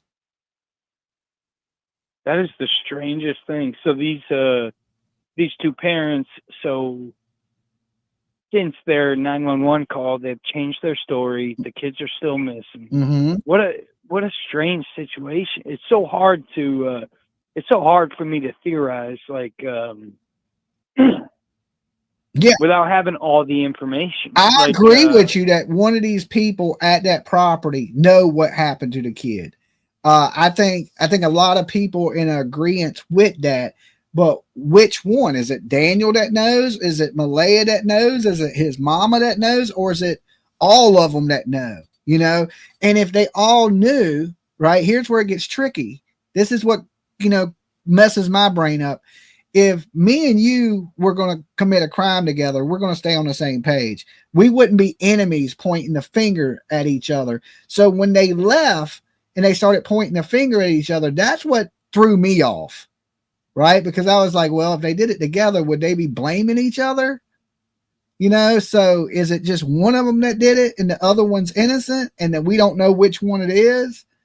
But between the two of them, they know. It is my opinion. If that's the case, it sounds like there has to be drugs involved.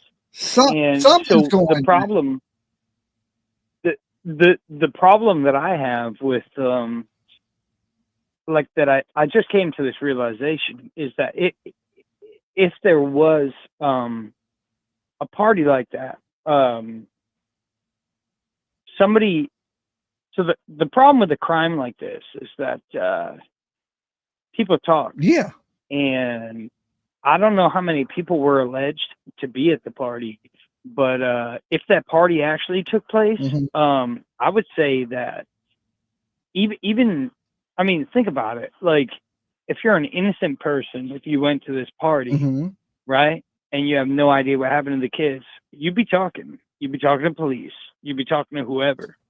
And so the more people that they try to include that have no information, don't know what happened, and don't go public and don't talk about it, the more suspicious it becomes on the two parents, I would say, because the more people that you include in a crime, the more likely there is that somebody's going to come out and say something. Yeah, absolutely. That's so strange. It's strange. Okay. I'm on the East Coast. I'm trying to. I only started gathering detail. I'm like a true crime enthusiast. I'm just a listener. Ain't we all? Ain't we all? I Everybody here likes true crime. If you up this late at night watching this channel, you like true crime. That's for sure. Well, I never solved anything. But I would say, don't feel bad. Neither is any other YouTuber. they like to take credit for it, but they ain't solved shit. Yeah. Well, how many people are alleged to have been at this party? Well, I mean that we don't know, because I searched and searched to try to find somebody that may have said they were at the party. I've watched all the Facebook groups, every video that I can humanly watch, and not one person yet has came forward and said, "Hey, I was at this party." But now, if you was at a party, a drug party, right, which people are alleging this is what this was, would you tell it? So maybe there's the possibility that nobody wants to admit that they were there because people. No, I would. You're doing drugs. If you was at a drug house. Look, man, I'm a truck driver now. I'm clean. But even when I was younger, when I was younger, we're talking like 20 years ago, I experimented with everything. Yeah. I could tell you stories upon stories of shit that I've done. Different drugs, different parties. Yeah. I'll tell you right now, if some of these kids went missing, you would tell I'd be talking. Yeah. Yes. Yeah, some That's people a different type of thing. Just because you do drugs, different type of thing. Don't make you a bad person. It just means you got drug problems, but it don't make you a bad, terrible person. Some people. I wouldn't even call it drug problems. I mean, shit. Like, it's only a problem when you can't afford them. Well, that's when I got out of it, right? Yeah, there you go. I was. Well, I'm glad you tried some shit. Keep up the good work, though. I mean, stay clean and keep your mind. Oh, I'm fine. I'm fine.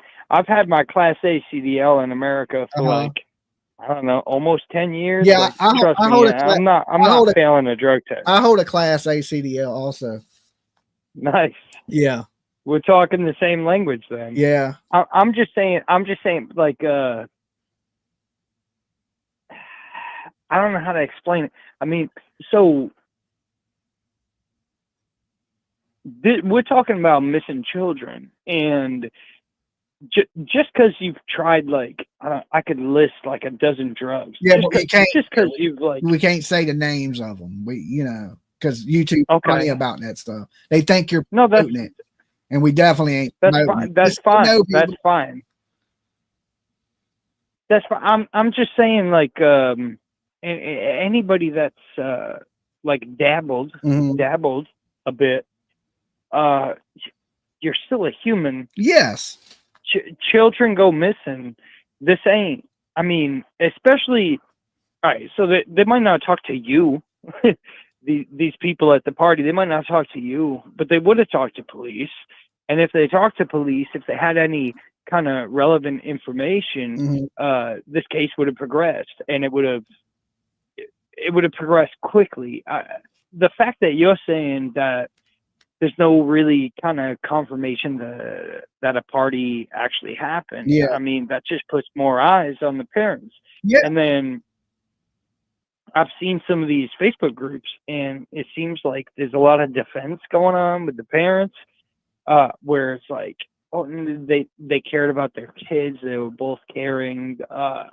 They didn't care too much. They didn't get up and check on them. They didn't get up and cook them breakfast, so how much did they care? And then their statements don't align with that, because Daniel Simpson said that Malaya don't do nothing with the kids. He took care of the kids. He potty trained the kids. When the kids need something, they come to him, and she would never even take them outside. So you hear them say how much of a caring parent they are, and then now they're saying opposite of that. So on top of that, that dude's not even the real dad, actual father. No, just a Meadow. Right. The youngest kid is his, but she ain't missing. Just the other two kids are. Damn. So that's strange. So I put it in that super chat because it's so hard to follow this case. Nobody's following this case. Like, you're like the only one. And then when I hop into your live there's chat, a few of us, but tomorrow I am going to put a video out where I go through everything over the last 2 months, because it's been 2 months right now. I need a comprehensive like A to Z like kind of timeline. Yeah, and that's what we're going to be going over. That's what I'm going to go over in the video tomorrow. It's the timeline, the inconsistencies, when they said what, and how things have changed, and where we are at today. So you'll get that tomorrow. It'll be out tomorrow evening. I really appreciate that. Honestly, us talking, like, I don't have much to add other than suspicion.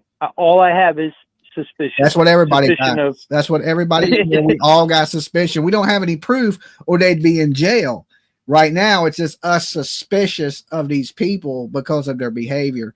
And a lot of people say behavior is not a clue, but I beg to differ. If you act so strange, there's a reason why you're acting that way. And to me, a normal mother don't run lawyer up and not talk or not look for a kid or not beg for a kid. As soon as she did those things, to me, you just signed your fate in guilt. I would just say the only time that type of thing happens is when drugs are involved. And when drugs are involved, kids get neglected, kids get abused, yes, kids get subjected to things that they shouldn't. And absolutely, absolutely. There's people, there's kids born every day into drug addicts and neglectful homes. And, this is a sad story, but this ain't the last story. This is going to happen a lot because society is terrible. I mean, it just is what it is. Hey, man, but it happens all the time. I appreciate you calling in. Yeah, thanks for taking my call. You be good, brother. Peace. Be safe on the road. Take it easy. Thanks. So yeah, this is one of those things that this is just one story. This type of stuff happens all the time. Kids are born into poverty. They're born with families that are drug addicts. When you're born, you don't get to pick your family. Jack and Lily didn't get to pick where they were born to, right? They got dealt a bad hand. It's like a game of cards. Some people get dealt a good hand. Some people get dealt a bad hand. And even if you get dealt a bad hand, it's the way you play that hand. Okay. You can be dealt a bad hand and still win the game, but it's hard when children are dealt a bad hand. It's harder for them to know what to do and how to survive and get out of it, and I believe at some point these kids were in a bad situation where nobody cared about them. Nobody. Let's think about it. The biological father, what is his name? Corey or Cody? Let's just call him bastard dad. Okay. The bastard dad that didn't have nothing to do with his kids, that just kind of left them. Right. I ain't seen him in years. He didn't care. Right. He didn't care at all about these kids. And then from what we're hearing, Malaya didn't care. Now, different people say different things. Malaya's friend said, just like grandma said, that before Daniel, the kids were always clean. The house was always clean. She was well kept. The kids were clean, didn't have no bruises on them, fed. And then she went 2 years and cut off all communication with her friends and her kids' family. There has to be a reason why, and it's all in the Daniel time frame. Right? So something changed when Malaya got with Daniel. There's no doubt something changed. Let me open the phone lines back up.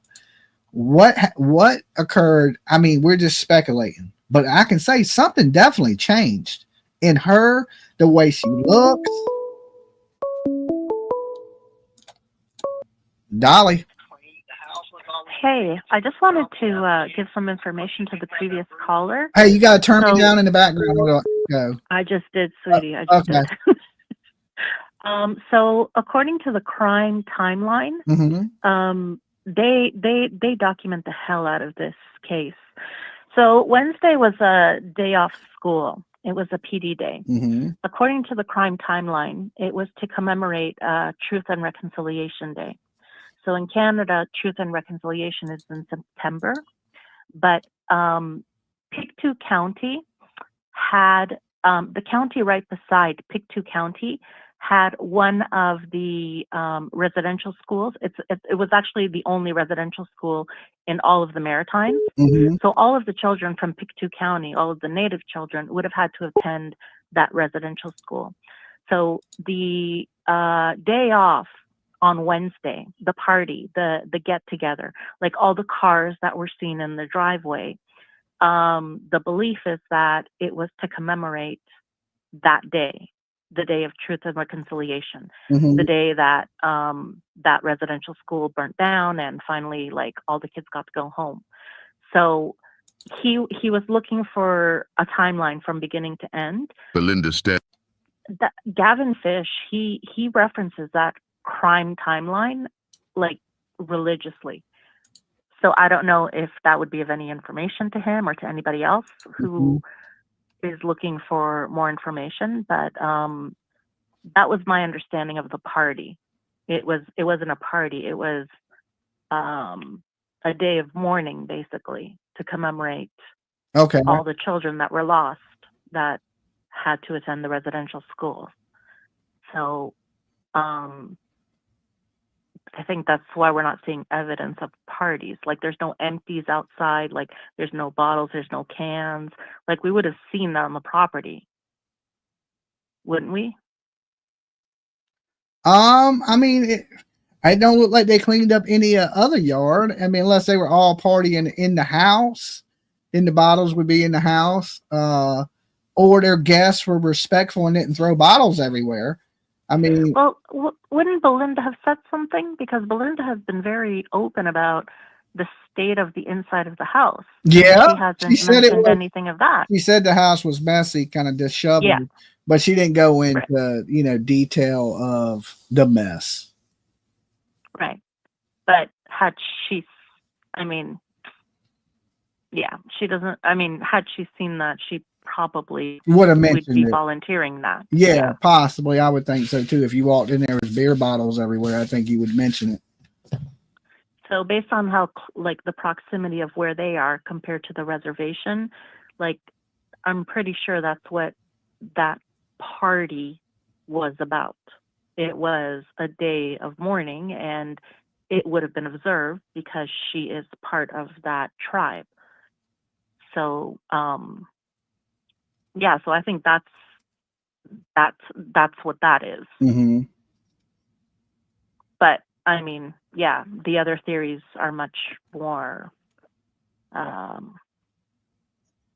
guess they just, they seem more entertaining, I guess. Yeah, I just don't believe these kids wandered out that house and are in the woods and they didn't hear them, see them, or find any trace of the kids, especially with the woods being so impassable. Have you been to Nova Scotia? Like, have you been to that part? No, but everybody said they searched the area said that you would have to climb over trees. There was like it is so congested with branches and trees, and every year, every winter, it is worse and worse because there's really no reason to clean unless there's going to be some sort of development. So it is very easy to get lost and to get consumed by the woods, and especially if you were two children. I see a lot of people like calling their behavior like neglectful, but I'm going to tell you, like I remember a lot of Saturday mornings that I would wake up before my parents to go watch cartoons, and we had to sneak our way down to the living room to make sure. And our parents didn't hear us, like, would that have been neglectful? Because, like, the way that they're calling these, I mean, I parents know no neglectful is parent because, can watch their kid 24/7. You got to sleep, right? I mean, they didn't leave the house. They were in the same house. This is something that happened. Well, if we're believing their story, we're talking about a matter of like a 3-4 hour period in the morning. Mm-hmm. So I'm just not seeing the neglect, because neglected children don't look as well kept as these children look in the pictures. I don't know if they, Like, the older pictures, they look well kept, but if you see the pictures of Jack and Lily at school, they don't look as well kept. well, And Jack has a either a scrape on his face, right on his cheek, or it's a bruise. I couldn't tell which one it was. yeah, but what little boy doesn't have scars? I mean, I know that too, but it could be innocent or it could be something bad, because you know they're alleging that Daniel was. If it was bad, there would be more. Right. But if this was like a regular occurrence, there would be more than just a little bruise under the face. Yeah, but and there would be a medical history. Something always starts somewhere. You know what I'm saying? There's a first time for everything, and we don't know if this was the first time, but and we got to remember that Daniel wasn't even allowed to see Meadow not supervised. So he's being but Daniel is not the sharpest, because I don't know if you remember right at the very beginning, he said that he went to the social services office to see his daughter and that he wasn't permitted. Now, that's not how it works. Had an order been put in, had Malaya been mandated to appear at the social services office with the child, she would have been there. So I don't think Daniel is really like the sharpest tool in the shed. So I think he probably just showed up there, like, and made some demand, or like, oh, she took my daughter, and somebody just gave him information or some advice, and like, oh yeah, go get like, go to social services. Like, he doesn't seem to know exactly how to use the system to your advantage. So he doesn't strike me like the sharpest tool in the shed. Yeah. So he now has access to his daughter, which apparently the visits are supervised at the social services office. But why? Now, I don't know. That's the thing. If you ain't done nothing wrong, you shouldn't have to have supervised visits with your child. You should be. Well, so far the only one we know. Right, but so far the only one who has supervised visits is him, not her.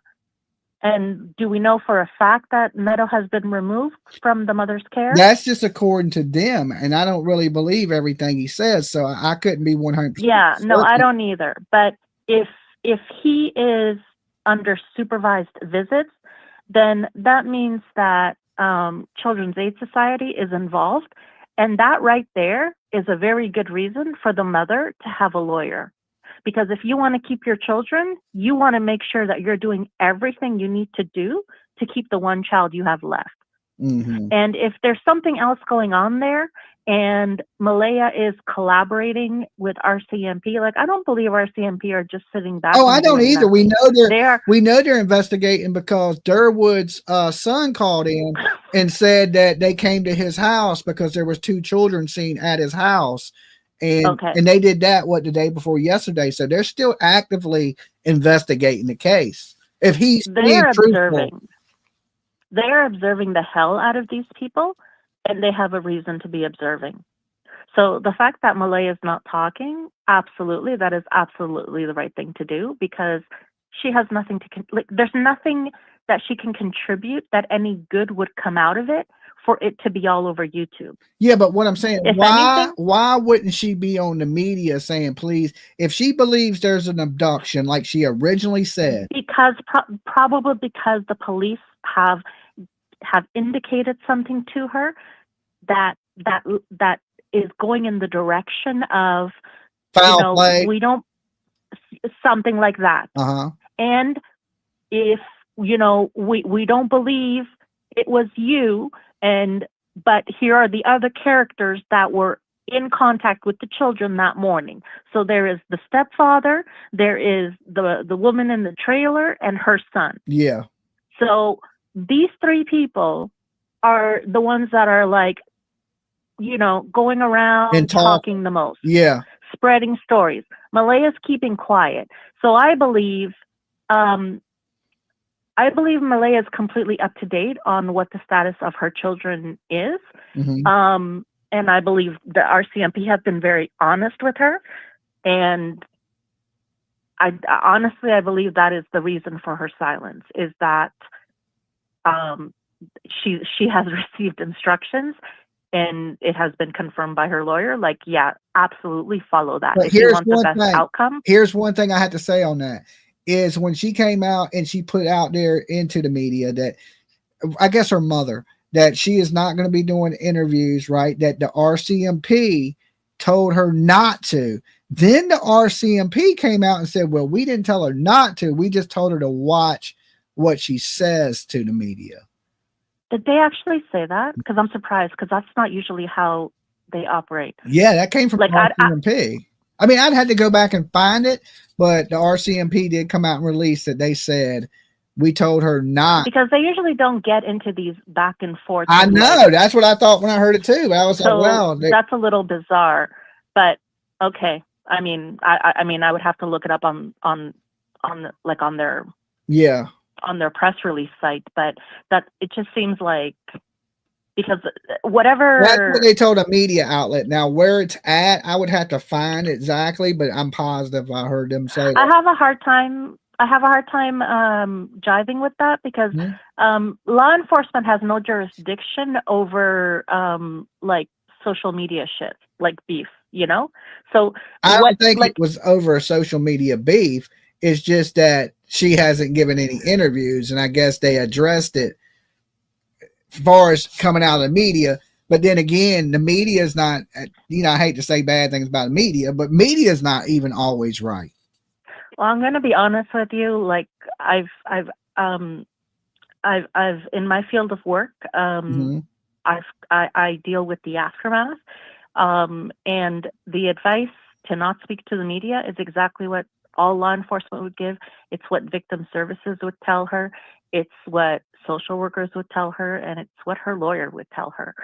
And the fact that she is sticking by it so well, to me, that is giving me an indication that, the RCMP are sharing information with her, and they're not looking in her direction. What about the picture that, if you're trying to stay out of the media, but then yet you post a picture at the beach smiling while you got 2 missing kids, that's not a good look. Any way you look at it, that's not a good look. Well, no, but I mean, I've never been in her situation. Yeah. I know exactly where my children are right now, and I've never been in her situation. So, well, I hope you're right. I hope it is something, and I hope we get the answers and this all unfolds and somebody's responsible. For all we know, it could have been her therapist. I mean, for all we know, it could have been her therapist who told her, you know what, like, you need to get out. You need to, like, you don't know how she's coping and dealing with this. Like, you don't know if she's under any kind of like mental health care, because if there's anybody who would need it, it would be a mother in this situation. So, like, you don't know. So for all we know, this could have been like that outing could have been like, I mean, I don't know. And that's the thing. I don't know. And none of us know. Yeah. Okay. All we know is what's being spewed out there. That is true. So, all right. I appreciate you calling in. You be good. Stay safe. You too. Good talking to you. Peace. Okay. She was pretty pro Malaya. And, you know, listen, a lot of this is speculation. Now, I have a hard time, you know, like, just like her, you know, we just see things a little differently. But in the end, whatever happens in the dark will come to light. You know, now I don't know if people are going to say, well, don't be in the media, and then you're on Facebook at the beach with your titties out. It is a good thing. Okay. It's not a good look. And we've dealt with a lot of missing kid cases, right? And I know this lady said she works on the aftermath of the cases. But if you want to see a real mother that dealt with the police came out and said this mother has absolutely nothing to do with it, and she was at work. Brandy Neal, the mother of missing Michael Monkey Vaughn. Every day she posts her kid. She's basically an advocate for other missing kids. I just seen a picture of her not too long ago with her and Elizabeth Smart. You know, Elizabeth Smart kidnapped from her home.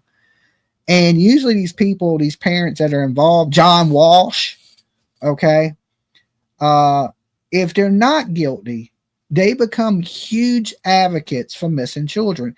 It's just the progression of it. I don't know why, but it's usually a thing. Even Elizabeth Smart that was kidnapped, now she is an advocate for missing and kidnapping and exploited children. There's certain behaviors in society that we consider the norm, okay? And then there's some behaviors we consider, hey, I wouldn't act like that. You wouldn't act like that. But maybe some people would. And then there's behaviors where we would all go, I wouldn't. No mother I know would act like that, right? So there's no in between, right? There's no in between. It's like, yeah, I can understand where she's coming from, but nobody can, right? Nobody can. And the caller's right. I've never been through that, but I understand I would act differently, right? Because of experience, my life experiences. I know what I would do. I wouldn't give up on my child. I wouldn't instantly leave my child. I'd be begging and pleading and out there searching me myself. Okay. Now I've seen other families that haven't. You remember like the step parents and the adopted parents and the Cow City boys, they got out there, act like they were looking. They did media and basically they're sitting in prison right now, right? For the Cow City boys, Orrin and Ocean West. The thing about this is I may believe that if I was brand new to this. 4 years ago, Dolly be like, yeah, you're probably right. 4 years later, I'm like, this ain't my first rodeo, right? This is like a sequel to a bad Friday the 13th movie. You know, like you've seen the movie. You know how it ends, right? I know how this ends. This don't have a good ending, right? I don't know who's responsible. Is it Jason killing people or is it Jason's mom, right? In the first Friday the 13th. We don't know till the end of the movie. They cut the bitch's head off, right? Then we know, hey, it was Jason's mom killing everybody, right? So we know the killer's lurking through the woods like, but who that killer is still yet a mystery.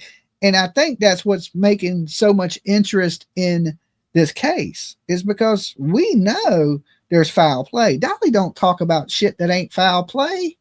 I can smell it. Okay. It's instinctual. I know when something's wrong.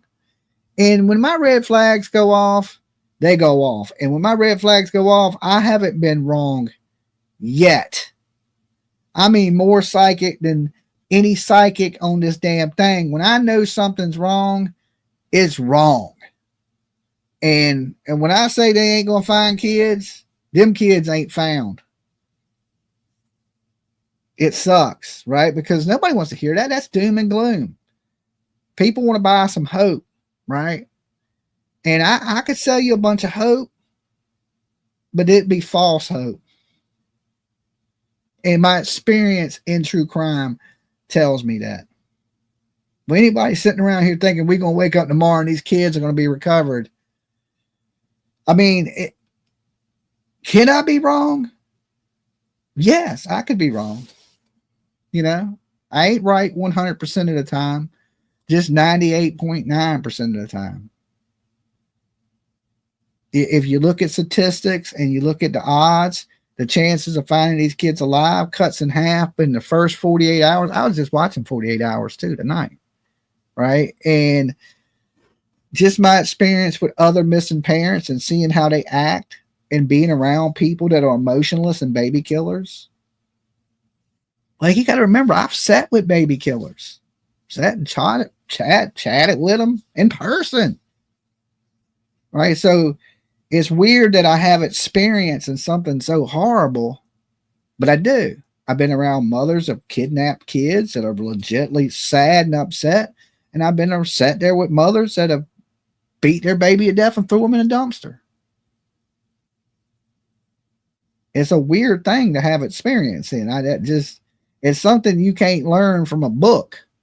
It's something you just go through, and them experiences stick with you forever. So when something is even close to that, the radar goes off immediately, right? And like, I know a Leilani Simon when I see one.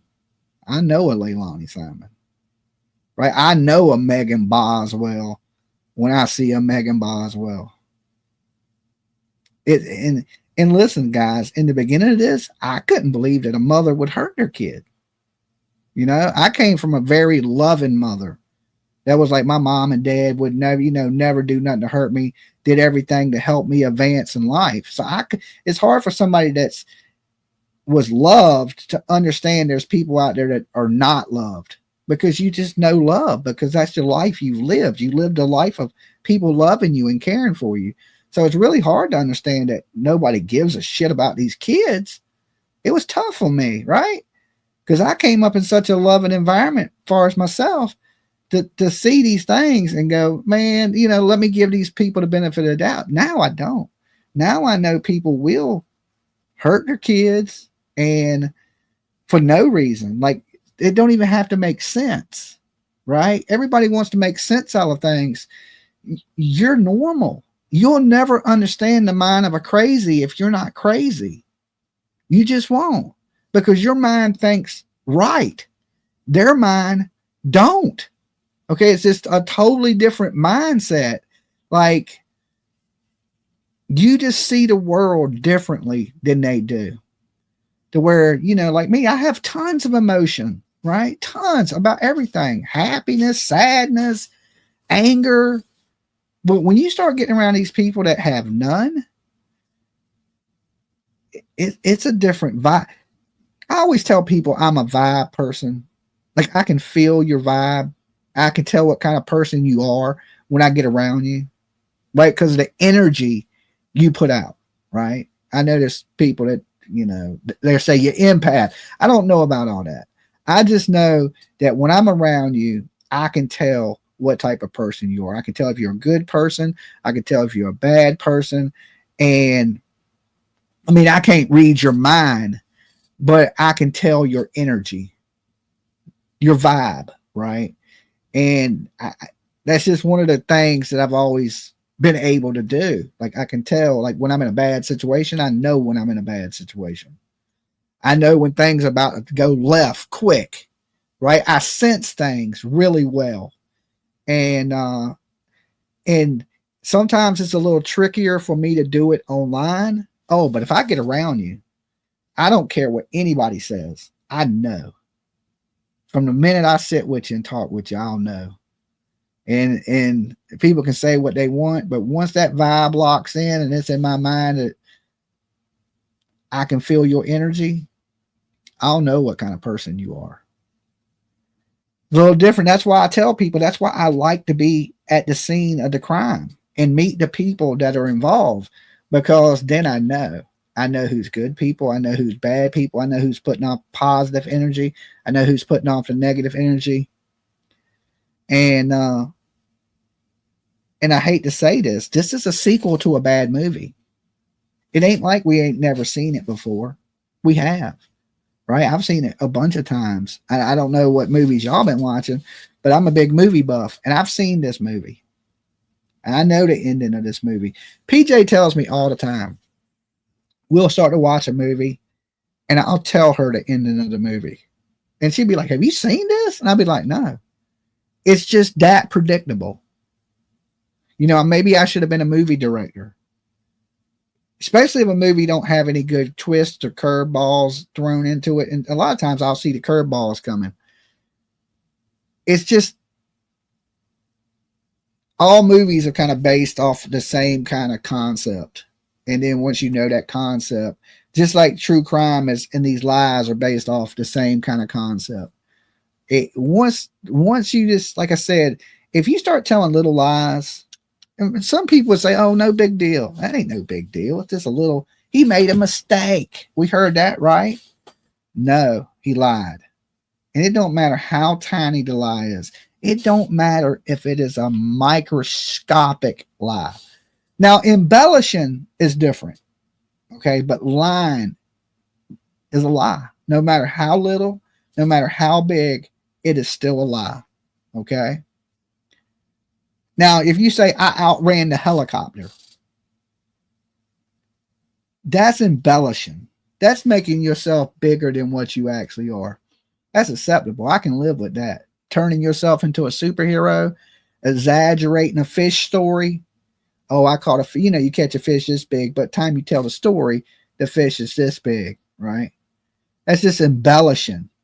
It's making yourself sound better than, but you really caught a fish. The fish was really small, but time you tell the story, it grows and grows and grows, right? And I think it's a natural thing to try to make yourself appear better than you are. But that to me ain't the same as a lie. Okay. You got to be able to know the difference in the two. Like, not only was he lying, but he was embellishing things. Like, he was making himself out to be bigger than he was. I did this. I searched more than anybody. I ran through the water up into my neck. I'm a superhero. You see my cape. That's normal man behavior, making yourself out to be better than they actually are. I think 99.9% of dudes are going to do that. So I don't look at that as bad with Daniel when he says those things. I just think I know better, right? I know better. But, you know, when he's like, I'm a hover parent, you're going to make yourself sound better than you are. But when you lie, like I said, no matter how small, it's still a lie. It doesn't change it. And if you lied about that, why? Because you don't just lie for nothing. You may embellish for nothing, because that's to make yourself seem bigger than you want. There's a reason for that. What reason do you got to lie? Unless you're covering something up. And I believe that's what he did. And he's telling different stories. And if that don't set off a red flag to each and every one of you out there, and her behavior is a red flag. Now, who did what? Only time will tell, right? Only time will tell who did what to each other. But something is going on, and one of these parents or somebody on that property know exactly what happened to these children. And that's just my opinion tonight. All this stuff has been my opinion. Let me give my warnings one more time, just in case you're tuning in late. Dolly Vision for entertainment purposes. We talk news, rumors, gossip, speculation, theories, mixed with a little bit of comedy and chaos, completely satire. Don't take nothing here as fact, just my opinion. Everyone's innocent to proven guilty in a court of law. And never try to be Dolly at home, okay? Never try to be Dolly at home. But there's big red flags in this. I mean, flag poles waving high as shit in the air. And hopefully the RCMP are on top of it. And I pray that is the case. And, you know, I hope I'm wrong. And these kids are out there on a reserve somewhere. How great would that be? You know, I'll be the first one to tell you, be like, Dolly was wrong. Ain't no shame in my game, because in true crime, I'm happy to be wrong. I hope and pray to God that I'm wrong. But if I'm right, and this is the same movie we've seen before, and the same type of characters, you know, remember Sebastian? We had TikTok Tony. And this one, we got Durwood. The same story. Same type of characters. See what I mean?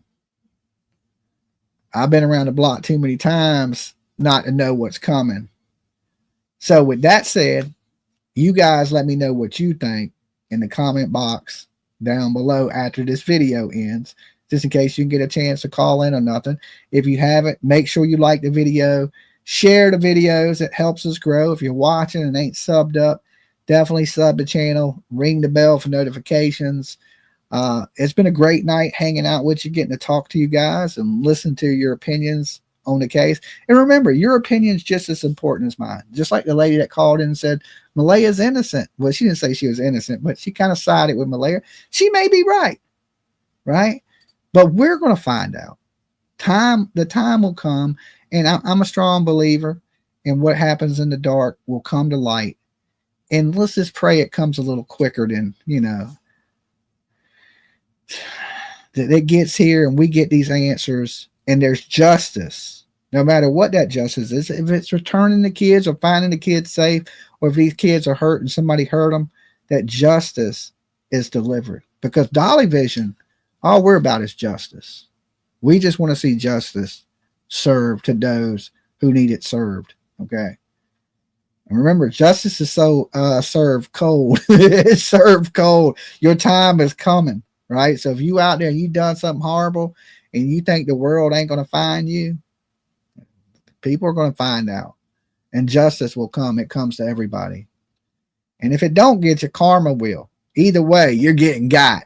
Dolly loves you guys. I will see y'all tomorrow. Till then, stay safe. Peace.